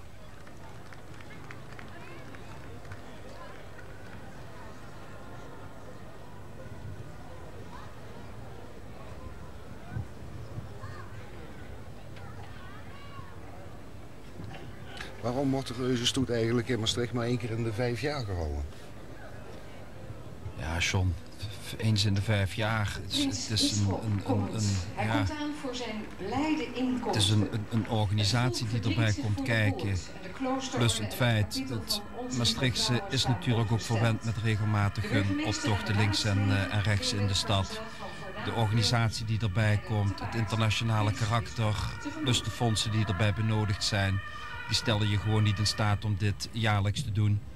En na 5 jaar kijkt ook iedereen er weer naar uit. Want je merkt heel duidelijk binnen de vereniging dat dat in de stad gaat leven. Mensen gaan je aanspreken. Wanneer is het volgende reuzenfeest? Hoe wordt het vormgegeven? Waar komen ze allemaal vandaan? En op deze manier hou je dat na 5 jaar ook prachtig in evenwicht. De prinsbisschop komt eraan voor zijn blijde inkomst. Dat was de bedoeling in het jaar 1550. Prinsbisschop en Karel V zouden samen Maastricht komen bezoeken. U heeft het net gezien, de gildes lopen voorop, gevolgd door de harmonie die ik u net aankondigde, Petrus en Paulus.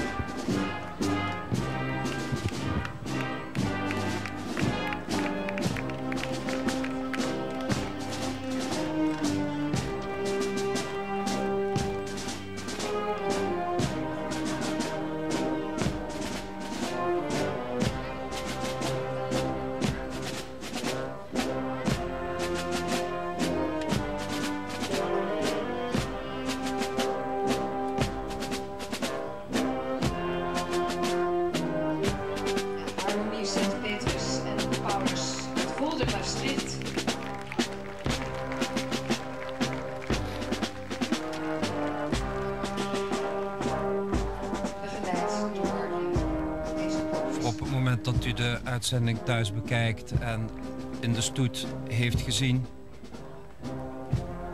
De groep met muziek zou na een groep met paarden lopen. Maar ja goed, paarden die kunnen het geluid van trommels en dergelijke voor zich wel verdragen. Maar als dat geluid dan van achteren komt, dan gaan ze schrikken. En dat wilden wij uiteraard voorkomen. Vandaar dat ze deze aanpassing hebben gedaan in de groep.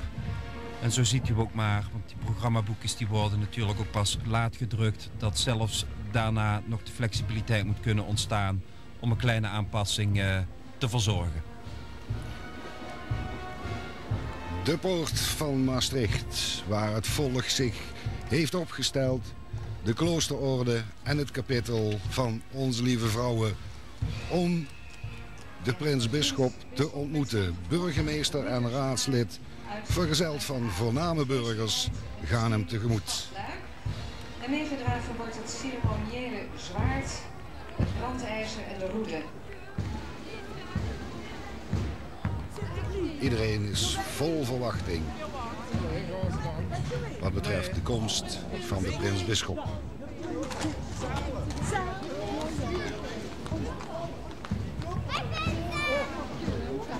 Nee, weg van hokken.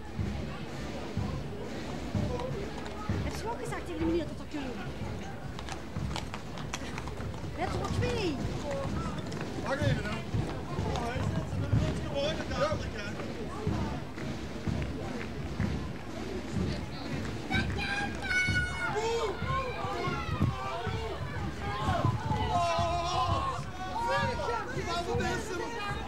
Hokken.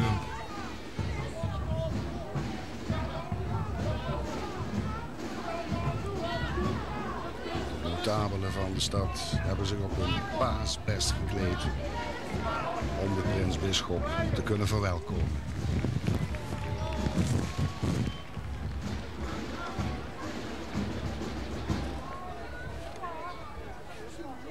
Goed te zien door de stadspoort, op deze wijze ook prachtig in beeld gebracht.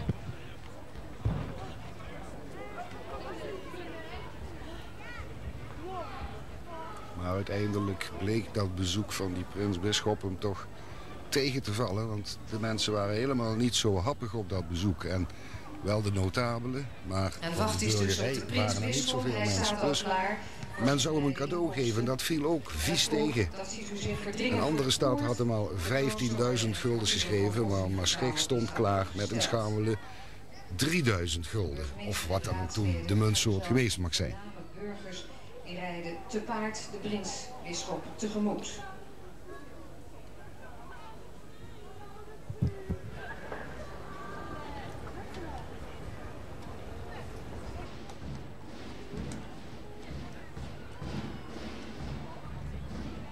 De stoet trekt weer verder, dames en heren. En de prins-bisschop is voorafgegaan door een aantal, begeleid door een aantal ruiters die we net gezien hebben.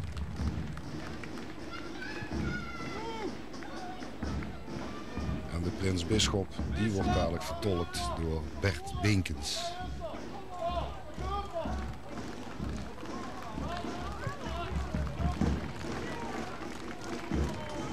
En zoals dat in het Verenigd Europa betaamt, de bescherming wordt verzorgd door de Zwitserse garde.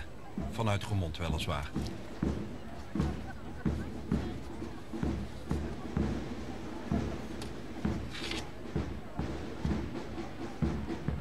Ja, het is ook Europa. Ja.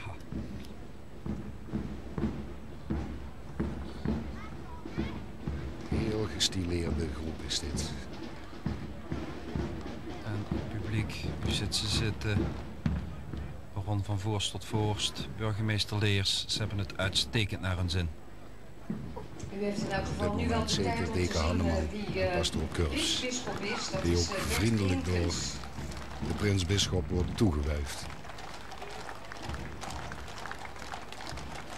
En de Zwitserse garde van Roermond die zorgt voor de bescherming.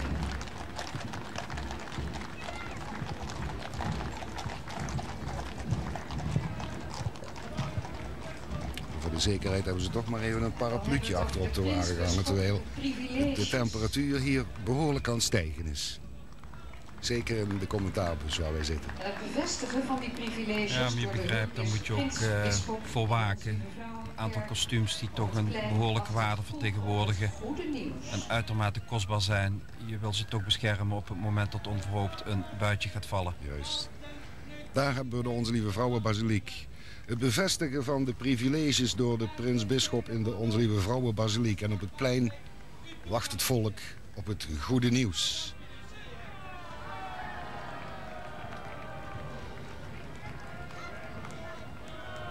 Hoe zal het er de komende tijd uit gaan zien? De bevestiging heeft de vorm van een schuttersfeest met vogelschieten bij de Schuttershof. Uiteraard schieten. We gaan weer knallen, dames en heren. Het feest bij de gelegenheid van de bevestiging werd gevormd door een schuttersfeest met vogelschieten bij de Schuttershof. Uiteraard, de prins-bisschop schiet de vogel af en neemt de zilveren vogel in ontvangst.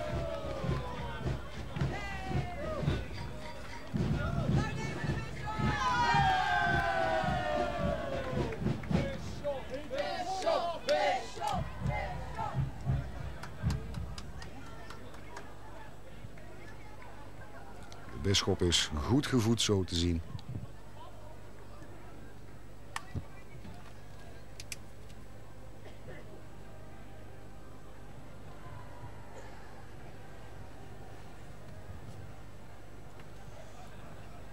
U ziet het publiek zit allemaal heerlijk in het zonnetje ondertussen. Maar Maastricht was een stad die in het verleden ook vaker aangevallen werd. Niet één keer, maar verschillende keren. We hebben de Franse bezetting gehad, maar dat was al een stuk later. En toch was de stad, moest beschermd worden. En met name op zijn belangrijke punten. En dat was in de handen van 4 officiële schutterijen. En die schutterijen werden gekleed en bewapend en gerecruiteerd uit de gilden. En die gilden hebben wij allemaal al gezien daar straks. Dat waren er 23 in Maastricht. We krijgen zo dadelijk een compositie van de Stadsschutterij 1815 met de Maastrichtse politiekapel, de kanoniersgroep van Maastricht Vestingstad, de Koninklijke Sociëteit van de Handboogschutters Sint Sebastianus en de Maastrichtse Brigade. En zij zijn tijdens deze heiligdomstoet, tijdens deze reuzenstoet, de verdedigers van de stad Maastricht.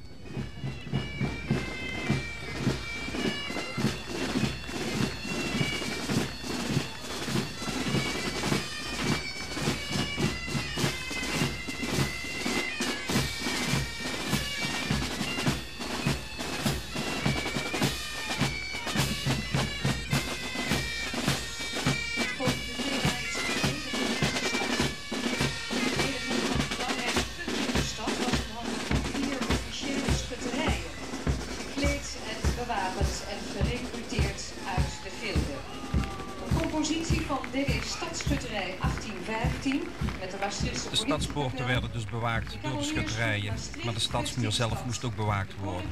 Strijdbare mannen, behorende bij kerspellen, stukjes stad rond een kapel en ze dienen hun eigen stuk stadsmuur te bewaken. Het is een slordige bewaking, niet geuniformeerd, niet geordend. De bewapening bestaat uit harken, schoppen, ja, etc. Maar toch hebben ze een belangrijke, verdedigende taak niet te verwaarlozen. Een uitstekend moment ook om een woord van dank uit te spreken richting de dienstdoende stadsschutterij. Enorm veel inspanning hebben ze verricht om de wagens en dergelijke mogelijk te maken voor de reuzenstoet. En de laatste weken enorm veel vrije tijd gestoken in assistentie voor het reuzengilde, om alles zo prachtig te laten zijn als dat u voorbij ziet komen. De bewapening die bestaat uit harken en Burgemeester Leers stond net hartelijk te applaudisseren voor al deze veiligheidsmensen. Want veiligheid is ook nog steeds in Maastricht een groot thema, alleen nu met een heel andere achtergrond.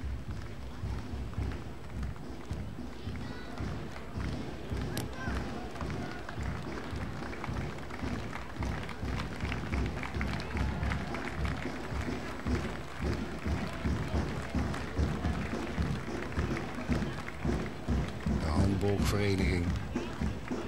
Met ook alweer jeugd erin. Lijkt er toch op dat jeugd af en toe toch weer meer bij allerlei zaken betrokken gaat worden. Ik heb het gisteren toevallig ook nog mee mogen maken langs het water. Waar ook bijna iedere week wel een roeifestijn is. Waarbij heel veel jeugd betrokken is. En hier komen de mannen met de knuppels. De stokken. Die op hun plekje moesten passen om de stad te verdedigen. Ja, dan de gemeenteraad en het laaggerecht. Gouverneurs, de Maastrichtse gemeenteraad, geleidelijk vanuit Luik en Brabant benoemd, lopen voor de landskroon. Het verblijf prachtig beeld gebracht door de Mozesaurussen vanaf Sint-Pieter. Tussen de prins, bisschop en de horto. De gemeenteraad en het laaggerecht. Twee kleuren van de kostuums. De gouverneurs, de Maastrichtse gemeenteraad, gelijkelijk vanuit Luik en Brabant benoemd, lopen voor de landskroon, het verblijf van de raad. Je ziet de gemeenteraadsleden van ons hierin rondlopen en die mensen hebben het maar behoorlijk druk. Vandaag zitten ze weer hier bij de Reuzenstoet. Over 2 weken gaat een deel ervan weer meedoen bij het prominente roeien van de Maastrichtse Watersportclub. Het lijkt wel of ze er geen enkele zondag meer thuis zijn voor de representativiteit. En als u af en toe naar het programma Aldus Besloten kijkt, dan zult u heel wat gezichten terug herkennen. Zoals hier Mirjam de Pont, Jean Jacobs en Jacques Kostongs. De wethouders. Ja, nog meerdere gemeenteraadsleden die ik hier herken. Prachtig dat ook zij hun aanwezigheid weer hebben in de Reuzenstoet. En zich op een uitstekende wijze profileren en laten zien aan het publiek. En ook burgemeester Leers moet weer wat opstand gaan verdragen. Hij wordt meegenomen. Maar naartoe is nog niet helemaal helder. Kennelijk heeft hij iets gedaan dat niet mag. Zo waard zag u daar zitten. Toch goed hersteld van zijn hartinfarct.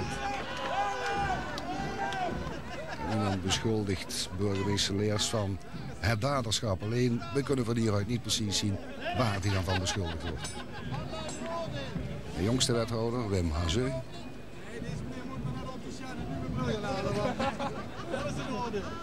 En wat er hier gebeurt is een rechtszaak, dames en heren. De gemeenteraad, enerzijds zijn ze samengevoegd. De gemeenteraad, van de andere zijde zijn ze het laaggerecht. Dat is wat tegenwoordig dan de wethouders of de gemeenteraad zou zijn. Zij waren toen de tijd ook een gerecht. En zij hebben, nu zien we het, Leers beschuldigd van iets. En hij zal worden veroordeeld tot een straf door Hoogma, wethouder Hoogma op de achterkant, Rousseau, het raadslid. En ze hadden toen nog leuke straffen, lijfstraffen. Bij diefstal bijvoorbeeld werden de handen afgehakt. Bij overspel werd je aan de schandpaal genageld. Oplicht hij of niet op tijd binnen zijn. En dat zou wel eens het laatste kunnen zijn van de burgemeester. Dan werd je gemarteld. En je ziet het gebouw in de Landskroon waar de gemeenteraad zitting had.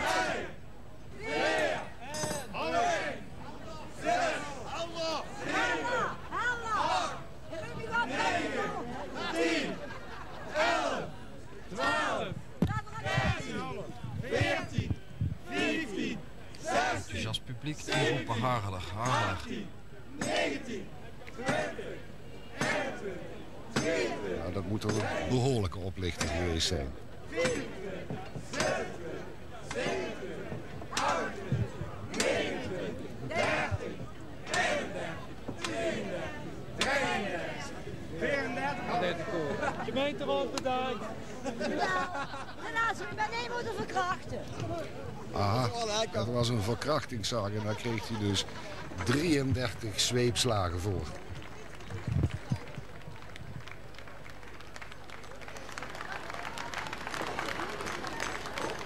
Ja, en voor het gemeentehuis kregen de dames en heren natuurlijk veel applaus.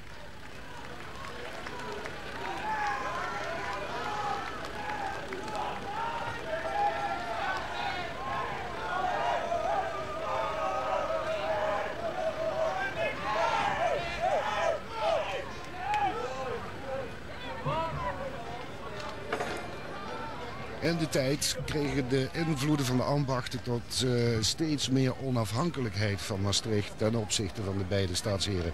De eerste vormen van democratie kwamen eraan. Het volk liet zijn mening horen. En daar komen we straks nog wel op terug in de persoon van Reus Gigantius. Muziekgroep Muzak. Op een paardenwagen. Met accordeon. Luid als ik het zo kan zien.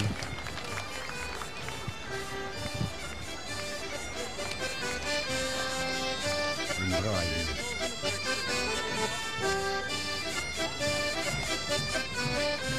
Deze twee beesten zien. Best trekken niet. Ik zal u niet vertellen wat dat is. Gitaar. Ja, het hoofdrecht van schouten en stevende is bedoeld voor beroepszaken, dus voor het hoger beroep. En kan uitspraken teniet doen van het lage recht. En het hoger recht kan zelf de doodstraf uitspreken. Het zetelt in het dinghuis en de beul is met zijn attributen de strafuitvoering aan het voorbereiden.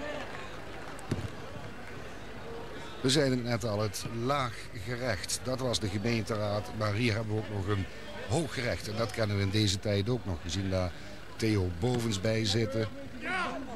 En John Hoene. En dat hooggerecht, dat kon de straffen die het laaggerecht uitdeelde, die konden ze verwerpen. Wij kennen bij ons de Hoge Raad. En we kennen bij ons ook het in beroep gaan en bezwaar aantekenen. Maar zij konden ook de doodstraf uitspreken. En het dinghuis, daar was de plek waar het in Maastricht plaatsvond.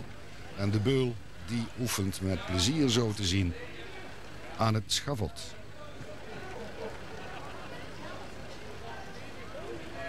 En de ongelukkige hangt de tong uit de mond. Nee, de ongelukkige moet ik zeggen. Karel V, de thuisbasis, de geboorteplaats van Karel V is Gent. En Gent is in deze stoet vertegenwoordigd door 3 van zijn reuzen. Karenius, Gorduna en graaf Arnulf. En Carolmanje, de 4e reus, die is er niet bij. Die was niet helemaal op en top in orde. Maar de keuze voor deze reus die is bewust gemaakt.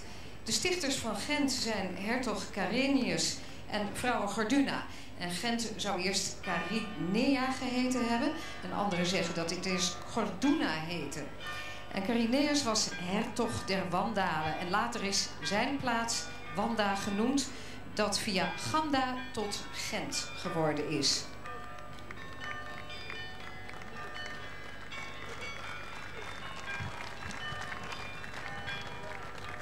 En er wordt gezegd dat de reuzen van Gent een belangrijke rol gespeeld hebben in de historische ontwikkeling van Gent.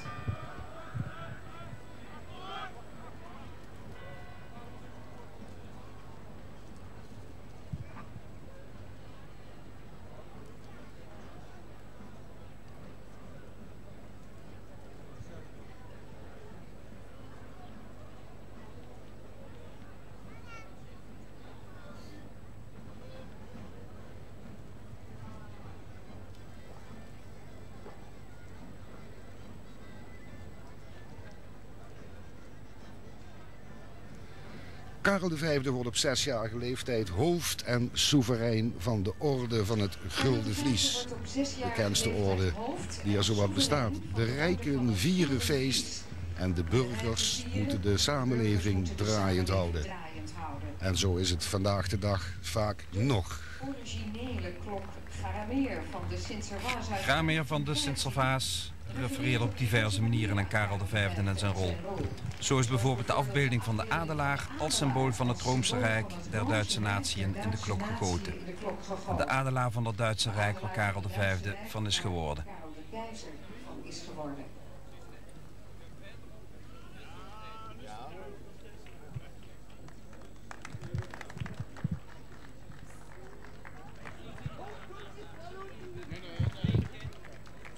Het kapittel van Sint-Servaas, dat is een machtige instantie die via de proost, kanselier van Karel V, nauwe en directe relaties met het hof heeft. We zien de proost, de deken en scholaster als belangrijke personen.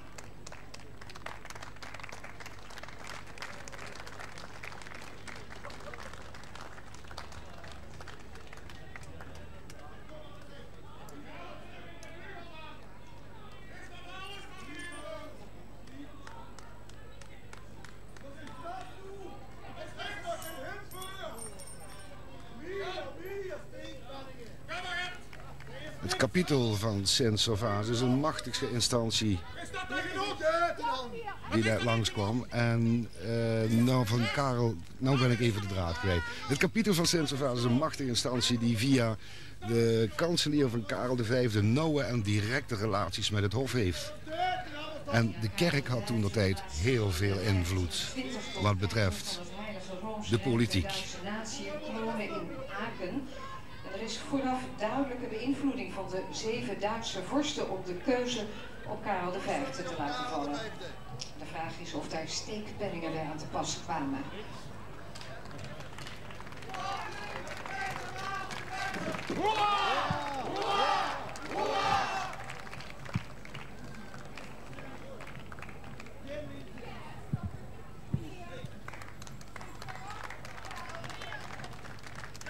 Jan Gielissen als Karel V. En die Karel V die laat zich in 1520 tot keizer van het Heilige Roomse Rijk der Duitse natieën kronen in Aken. En ook toen was er al allerlei politiek gekonkel en werden de machten betwist. Omkoperij en steekpenningen, die bestonden toen ook al. En is dat hier gebeurd, was de grote vraag. Ja, dan opnieuw een reuzin, Elisabeth Christina van Wolfenbüttel uit Wolfenbüttel, Duitsland, bij Braunschweig. In de verte ziet u haar aankomen, reuzin Elisabeth Christina von Wolfenbüttel uit Wolfenbüttel, Duitsland. Elisabeth Christine van Gevolgd door reuzin Elisabeth Christine von Wolfenbüttel bij Braunschweig, Duitsland. Deze betoverende reuzin verwijst naar een zeer geliefde 17e-eeuwse Oostenrijkse keizerin, zijnde Elisabeth Christine von Wolfenbüttel. Ze had een grote liefde voor de Catalaanse cultuur en werd uiteindelijk zelfs koningin van Spanje. Zij was de echtgenote van Karel VI, aartshertog van Oostenrijk.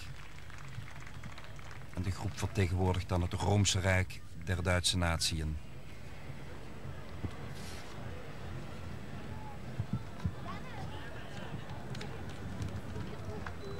Slanke reuzin.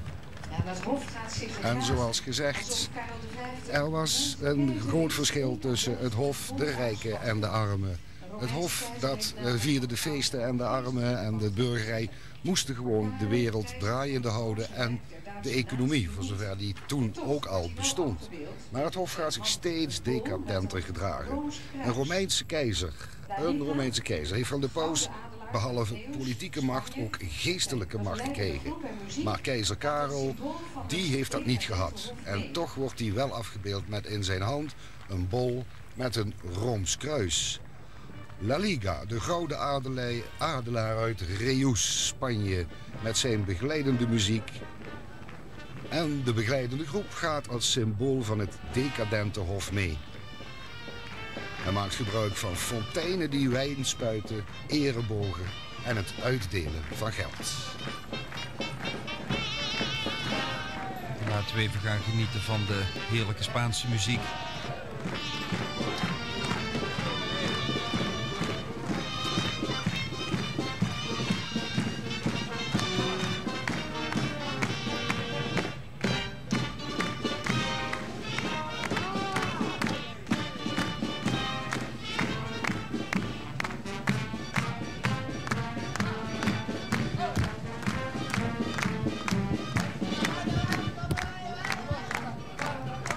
Reus, het is een klein stadje in de provincie Tarragona. Tijdens het voornaamste feest van het jaar in 1996 verscheen de adelaar voor de allereerste keer op straat. De eerste adelaar in Reus werd gezien in 1627 en was destijds ook eigendom van de stad. De adelaar ging voornamelijk mee tijdens processies van Corpus. De adelaar heeft een eigen persoonlijkheid en valt niet te vergelijken met andere figuren. Tevens is het een van de oudste vormen van cultuuruiting en een machtssymbool. De adelaar valt onder dezelfde categorie als die van de reuzen, de draken, etc. Voorheen is de adelaar met Reus nog nooit uit de stad.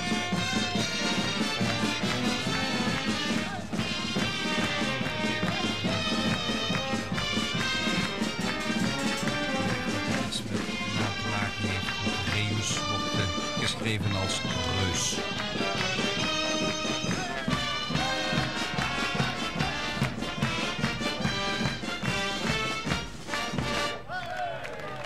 Prachtige muziek, zang en dans van de adelaar met begeleidende groep uit Reus. En u begrijpt dat het Reuzengilde uitermate fier is op het feit dat zij tijdens het Reuzenfestival aanwezig zijn in Maastricht. En rekent u erop, het heeft zeer zeker ook te maken met de naam die Maastricht in de tussentijd heeft opgebouwd. Gelegen in het hart van Europa, dat is toch zeker ook een reden voor groepen om hier naartoe te komen. En niet eens zo ver vandaan krijgen wij de stadsreus Lucius uit Heerlen. En die past bij de Romeinse keizerlijke taferelen. De pottenbakker Lucius is de oer-Heerlenaar en maakt voor zijn geliefde Amaka een mooi kruikje met daarop een soort liefdesverklaring. Hubert Boer gaf Lucius in 1997 voor het eerst een gezicht en bouwde de Heerlense stadreus die dus nu ongeveer 8 jaar oud is. Met dank ook aan de kunstenaar Hubert Boer, die enige jaren geleden ook Reus Gigantius heeft voorzien van een nieuwe kop. En u begrijpt ook allemaal op basis van de nauwe banden die er zijn tussen de verenigingen.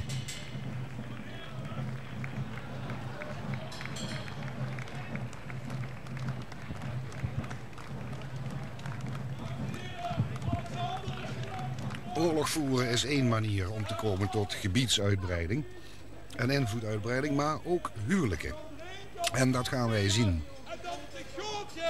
Margaretha van der Gijns, een onechte dochter van Karel V, die eerst huwt met Italiaanse Alexander de Medici. Deze wordt vermoord en vervolgens trouwt Margaretha Ottavio Farnese, de hertog van Parma. Als Margaretha van Parma met beïnvloed in een groot deel van Italië komt zij naar de noordelijke Nederlanden. We krijgen Jeff Verheijden, Leijmeizen, Suzanne Lapikova die deze scène spelen. We zien Margaretha van der Gijns, een onechte dochter van Karel V. Eerst getrouwd met de Italiaanse Alexander de Medici. Nou, u zag het, hij werd vermoord en vervolgens trouwt Margaretha Ottavio Farnese en hij was hertog van Parma. En als Margaretha van Parma met invloed in een groot deel van Italië komt zij naar de noordelijke Nederlanden. En u zag Jeffer Heide, Leijmeizen en Susanna Lapikova die deze scène speelden.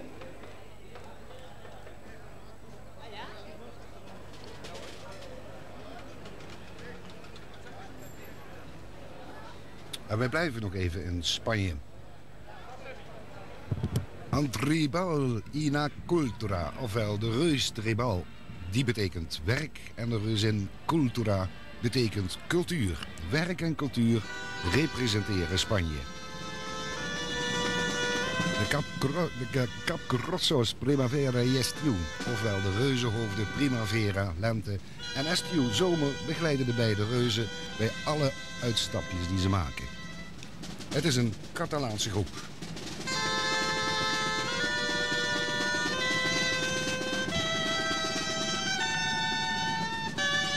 De organisatie van die Catalaanse reuzengroep is in handen van de Agrupació de Coles de Gigantes de Catalunya.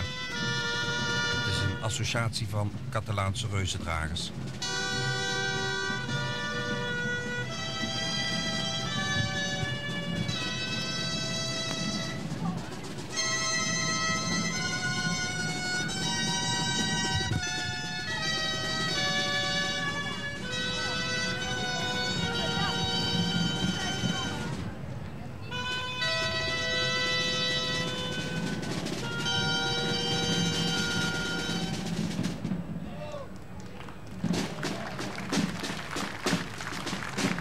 lijkt een soort liefdesdans te zijn tussen de twee reuzen. Die associatie van reuzen die ik net al noemde, er zijn 300 reuzengroepen uit Catalonië bij aangesloten. De muziekgroep die hoort er ook bij. En in gezamenlijkheid zijn ze vanuit Barcelona naar Maastricht gekomen.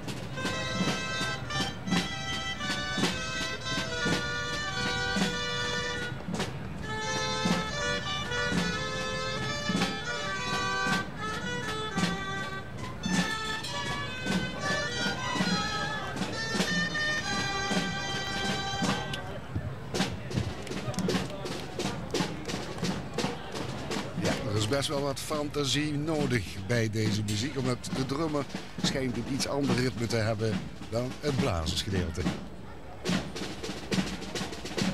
Dat moest de ruim zien. Verdomme, als we alle elkaar heen.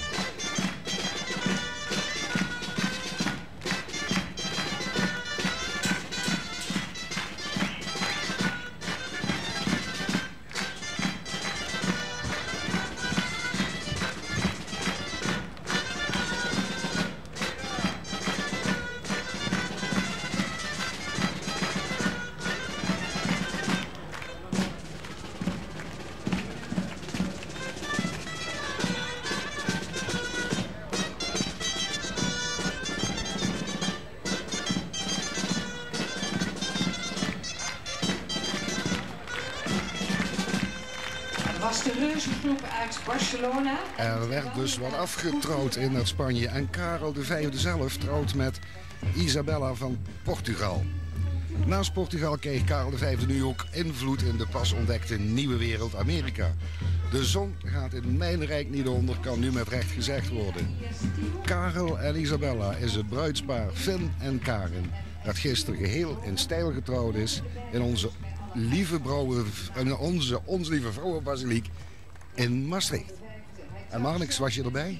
Ik was erbij. Het was een ware happening. Een heel serieus gedeelte natuurlijk ook. Burgemeester Leers heeft het echtpaar in de echt verbonden in het stadhuis gistermiddag. En heel terecht gaf hij in zijn toespraak ook aan dat het geen onderdeel is van het reuzenfeest, maar een hoofdmoot. Niet in het minst voor Phil Dumoulin en Phil Bonen, Phil Bonen en Karen Driessen. Leuk verhaal daarbij is Phil is zoon van oud-gildemeester Lou Bonen. En 25 jaar geleden was er tijdens een feest ook een huwelijk. En Phil was toen degene die als 3-jarige de ringen mocht overhandigen aan het toen trouwende paar.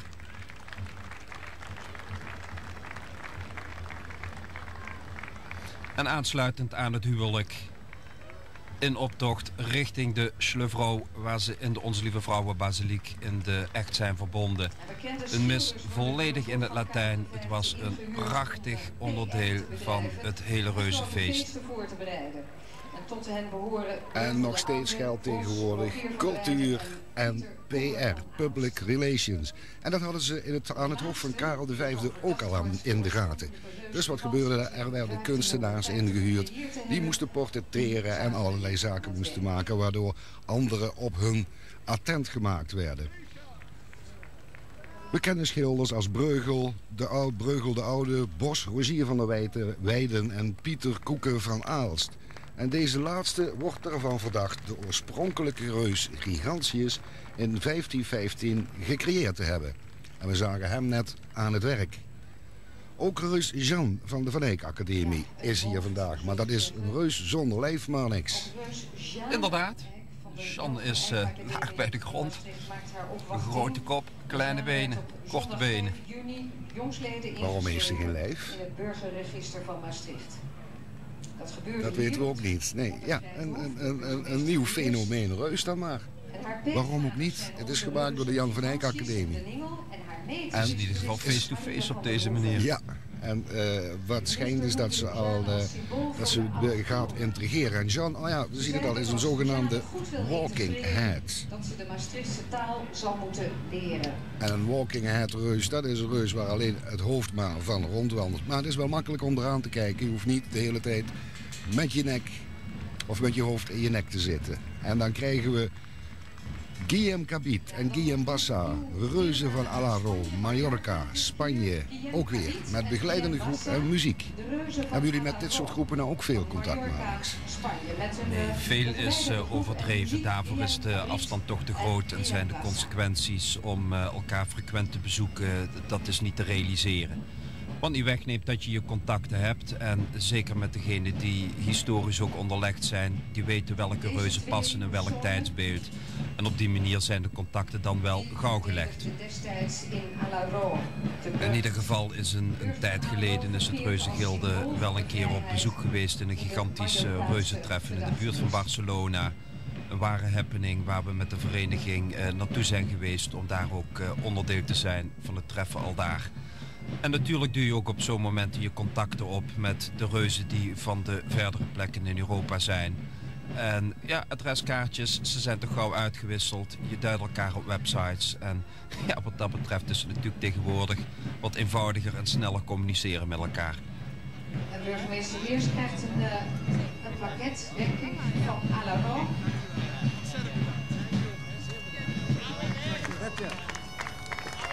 In ieder geval ook nog met Spaanse groepen gesproken en ze vinden het fantastisch om vanuit Spanje hier naartoe te zijn kunnen komen om deel te nemen. Links en rechts ook wat officiële momenten waarin ze wat cadeautjes overhandigen aan burgemeester Leers. Gebeurde ook gisteren al op het Vrijthof na afloop van het optreden van burgemeester Leers, Maria van der Hoeven en mevrouw Leers. Aansluitend hebben de 3 Spaanse groepen zich muzikaal gepresenteerd aan het publiek, toen het toch in grote getalen was gekomen naar het Vrijthof. Als Leers gaat zingen, dan wil men daarbij zijn. Maar ook Maria van der Hoeven, toen straks al even gezegd, ze zong uit volle borst en heeft zich ook op fantastische wijze weer gepresenteerd. Ja, on haar eigen lui, hè? Ja, ja.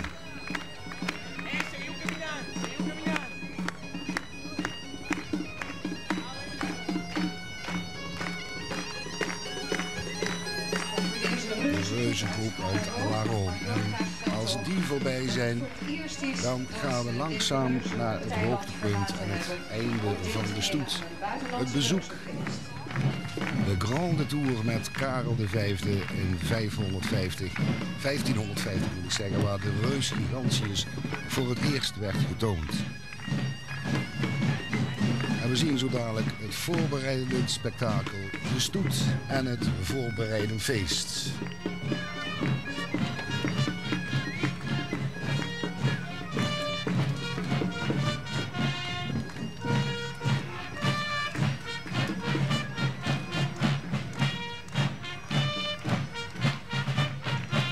Stadschutter Sint-Catharina 1480 uit Weert. Uit Weert komt schutterij Sint-Catharina 1480.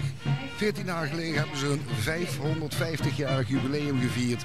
En over 550 jaar hebben ze opnieuw feest. En u herkent erin de kleding die u ook terug kunt vinden op de nachtwacht van Rembrandt.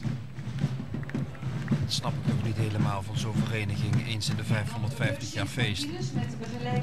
Dat doen we in Maastricht toch anders. En Sint Martinus is de patroonheilige van Losser in Twente. Deze reus is nauw verweven met het Breugeliaans festijn. In Romeins kostuum zien we reus Sint Martinus met de begeleidende groep. En zij komen uit Losser. Sint Martinus is de patroonheilige van Losser in Twente. En de reus is nauw verweven met het Breuligiaanse festijn dat begin september weer in Losser wordt georganiseerd. Dus als u nog een uitje zoekt, dan weet u waar u naartoe kunt. Sint Martinus is met zijn 6,40 meter de grootste reus uit Nederland. Bij zijn doop in 2002 waren Reus Stuf uit Roermond en Griette Pier uit Wunsteradiel de Peter en de Meter. Want u heeft het waarschijnlijk al begrepen, een reus staat nooit alleen. Maar niks, altijd een Peter en een Meter? Altijd een Peter en een Meter. Noodzakelijk ook om ingeschreven te worden in het stadsregister.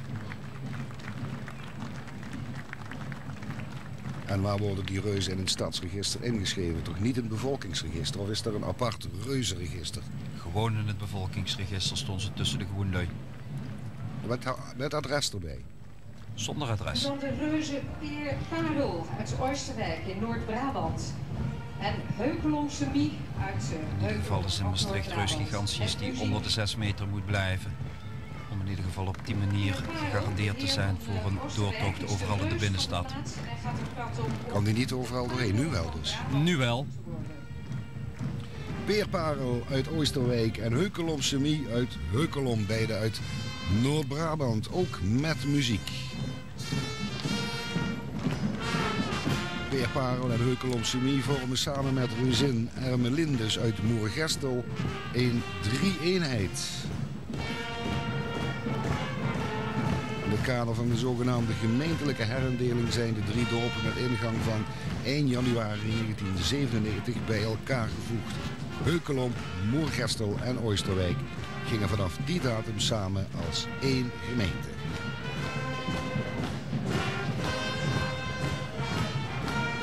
De reuzen zijn ongeveer 3,5 meter hoog en worden gedragen. En daarvoor is bewust gekozen, ik heb het al eerder gezegd, omdat dit de meest traditionele manier is voor het verplaatsen van reuzen. En ze zijn daardoor, en dat zei Marnix al eerder, heel bewegelijk.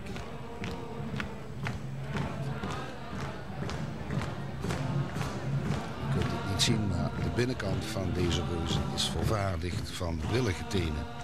En dat is gebeurd door de laatste reuzenvlechter van België. Maar wie dat is, weet jij dat nou eens? Geen idee? Nee.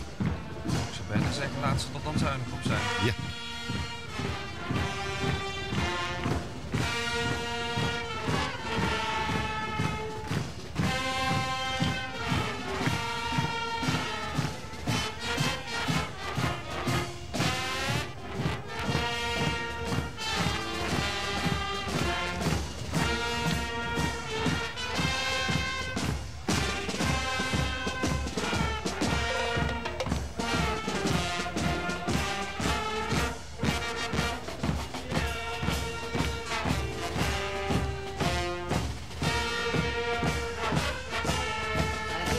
Stadspelers van Den Bosch. En zij kondigen de stoet van de blijde inkomsten aan.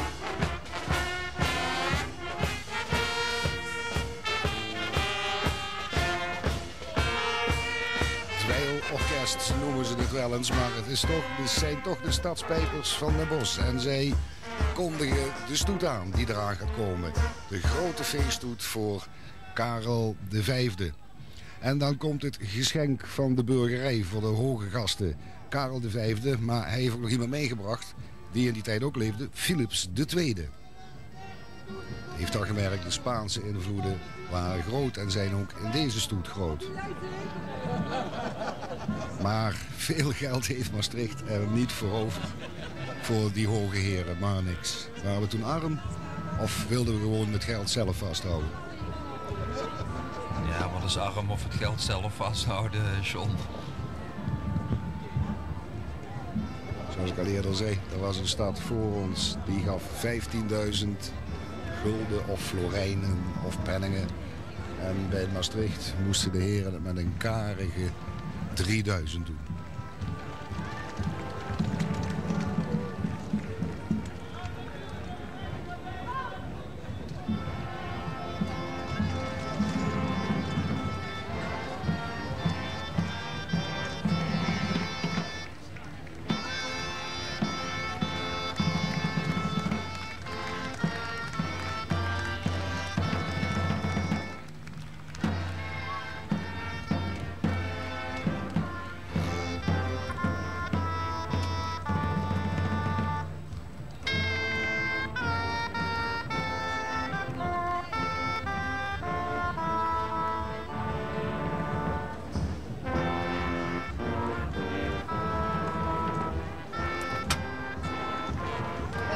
Dit zijn dan de stadspijpers van Den Bosch. Ik zat er net even, dacht ik nou, zodat ik dacht dat het dweilorkest was. Want dit is echt gepaard met historische kennis, onderzoek en inzichten werden de Bosse stadspijpers tot oorspronkelijke staat teruggebracht. En vervolmaakten de uniformen, instrumenten en de middeleeuwse muziek het geheel. En dan daarachteraan een stoet van koetsen met Karel V en Philips II. En die Philips II, dat is dan niemand minder dan onze eigen stadsprins Luc de Niertste. Gisteren verjaardag gehad, van harte Luc. En met gevolg en personeel worden de stadspoorten benaderd. Romain Willems, Luc en Margriet Schoenbroed, Truus Willems, Pies Steffens, René Persoen, Jan Jansen en Herman Cox maken het gezelschap compleet. Daar zit Jan. Wie heeft het op zijn verjaardag om een dag later zo rondgereden te worden door zijn eigen stad? Ik heb zelfs begrepen dat hij zijn verjaardagsfeestje dat gepland stond voor de zondagmiddag heeft verplaatst naar de zaterdag. Maar zo meerijdende denk ik niet dat hij er spijt van zal hebben. Dat lijkt mij ook. En dan krijgen we het feest op de Maas. Aanvallen op en gevechten om de burcht in de Maas. De borg in de Maas heet het in het Oud-Nederlands. En het is een populair feest. Iets wat jaren geleden, en ik heb het toen gezien, ook hier in Maastricht nog gedaan is, maar daarna nooit meer. Karel V en Philips II worden in dit spel opgevoerd. Gerard Dielemans zien we als Karel, Hans Reuser als Philips en de familie Stroes, die geven uitbeelding aan deze scène. Ja, het feest op de Maas wordt verbeeld aanvallen op en gevechten om de borg, de burcht in de Maas. Dat is een populair feest. En ook bij dit bezoek van Karel V en Philips II wordt dit spel opgevoerd.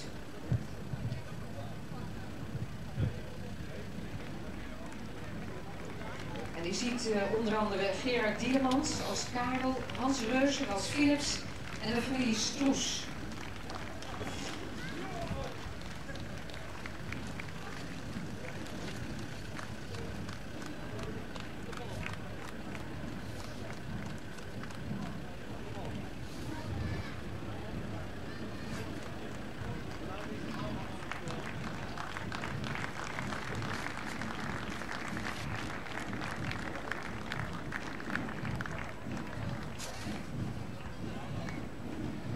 En dan zijn we zo langzaam, dames en heren, aan het einde gekomen van de stoet. Het laatste onderdeel. 2 hieren, 1 baas. Het volk van Maastricht, deftig volk, werkvolk, mooswievervolk, zingt en speelt zijn verbondenheid met de stad uit. Harmonie Sint-Michael uit Heugem van Maastricht speelt zo dadelijk Mien Maastricht en het Maastrichts volkslied. En Moors en Eker en de Maastrichter Operettevereniging zorgen voor de zang. En daar komt bij dan onze eigen reus Gigantius. Met uiteraard het hele reuzengilde. Deftig volk, erkvolk en mooswievervolk. Goed om daarbij te danken Philippe Reuser die speciaal voor het muzikale gedeelte een arrangement heeft samengesteld. Volledig belangeloos gedaan. Om daarmee te zorgen voor een ware apotheose, dames en heren thuis. Let u op, want het is werkelijk een fantastisch slotstuk. En ja, dan komen we ook uit bij de symboliek van Gigantius. Het is een reus eigenlijk van de opstand. De burgers wilden meer vrijheden en privileges en wilden niet het hoofd buigen voor de beide heren, de 2 heren. En daarom bouwden zij een vrijheidslievende stadsgeest. De Maastrichter Gijs, die de aanwezige heer met zijn opvolger duidelijk demonstreren dat hij, Gigantius, de 2 heren, dus de hertog van Brabant en de prins-bisschop in zijn zak had. En de reus zelf symboliseert het volk dat zegt van jullie kunnen regeren, maar als wij het willen hebben wij het laatste woord. En pas geleden hebben we dat in Nederland en Frankrijk ook nog meegemaakt met betrekking tot de keus voor Europa.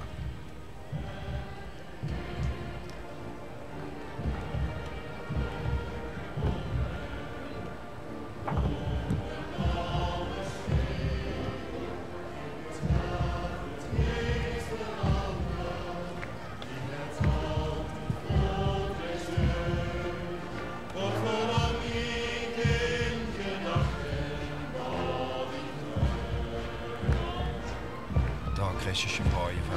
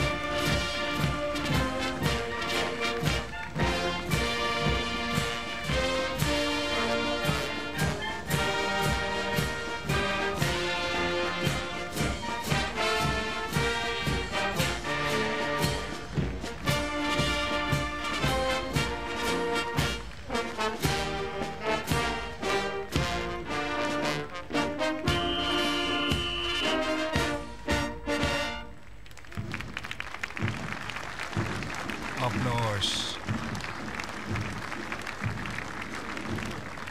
Wiemenstreek in een creatie van Moorzeneker, de Maastrichtse Operettenvereniging en de Harmonie Sint-Michael uit Heugen.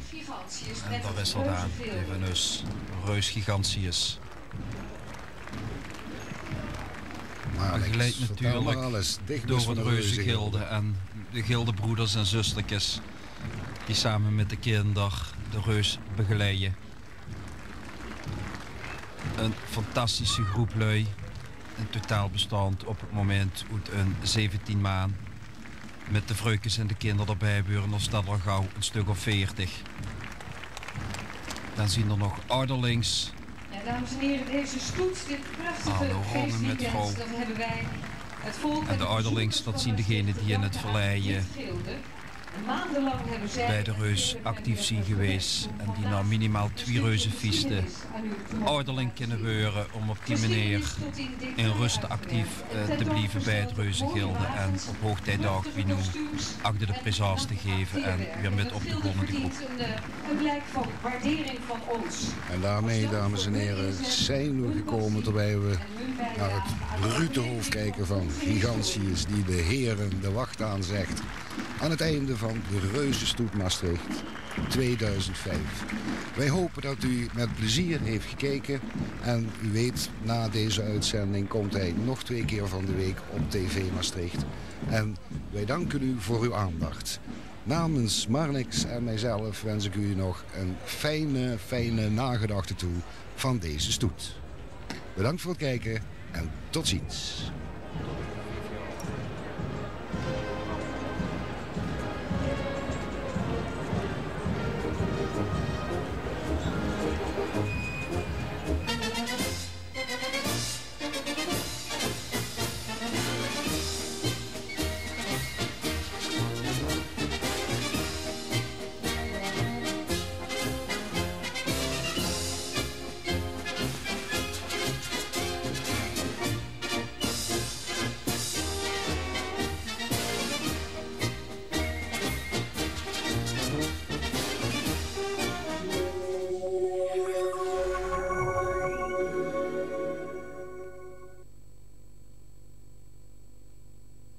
Dit programma werd mede mogelijk gemaakt door de Elisabeth Stroeven Stichting.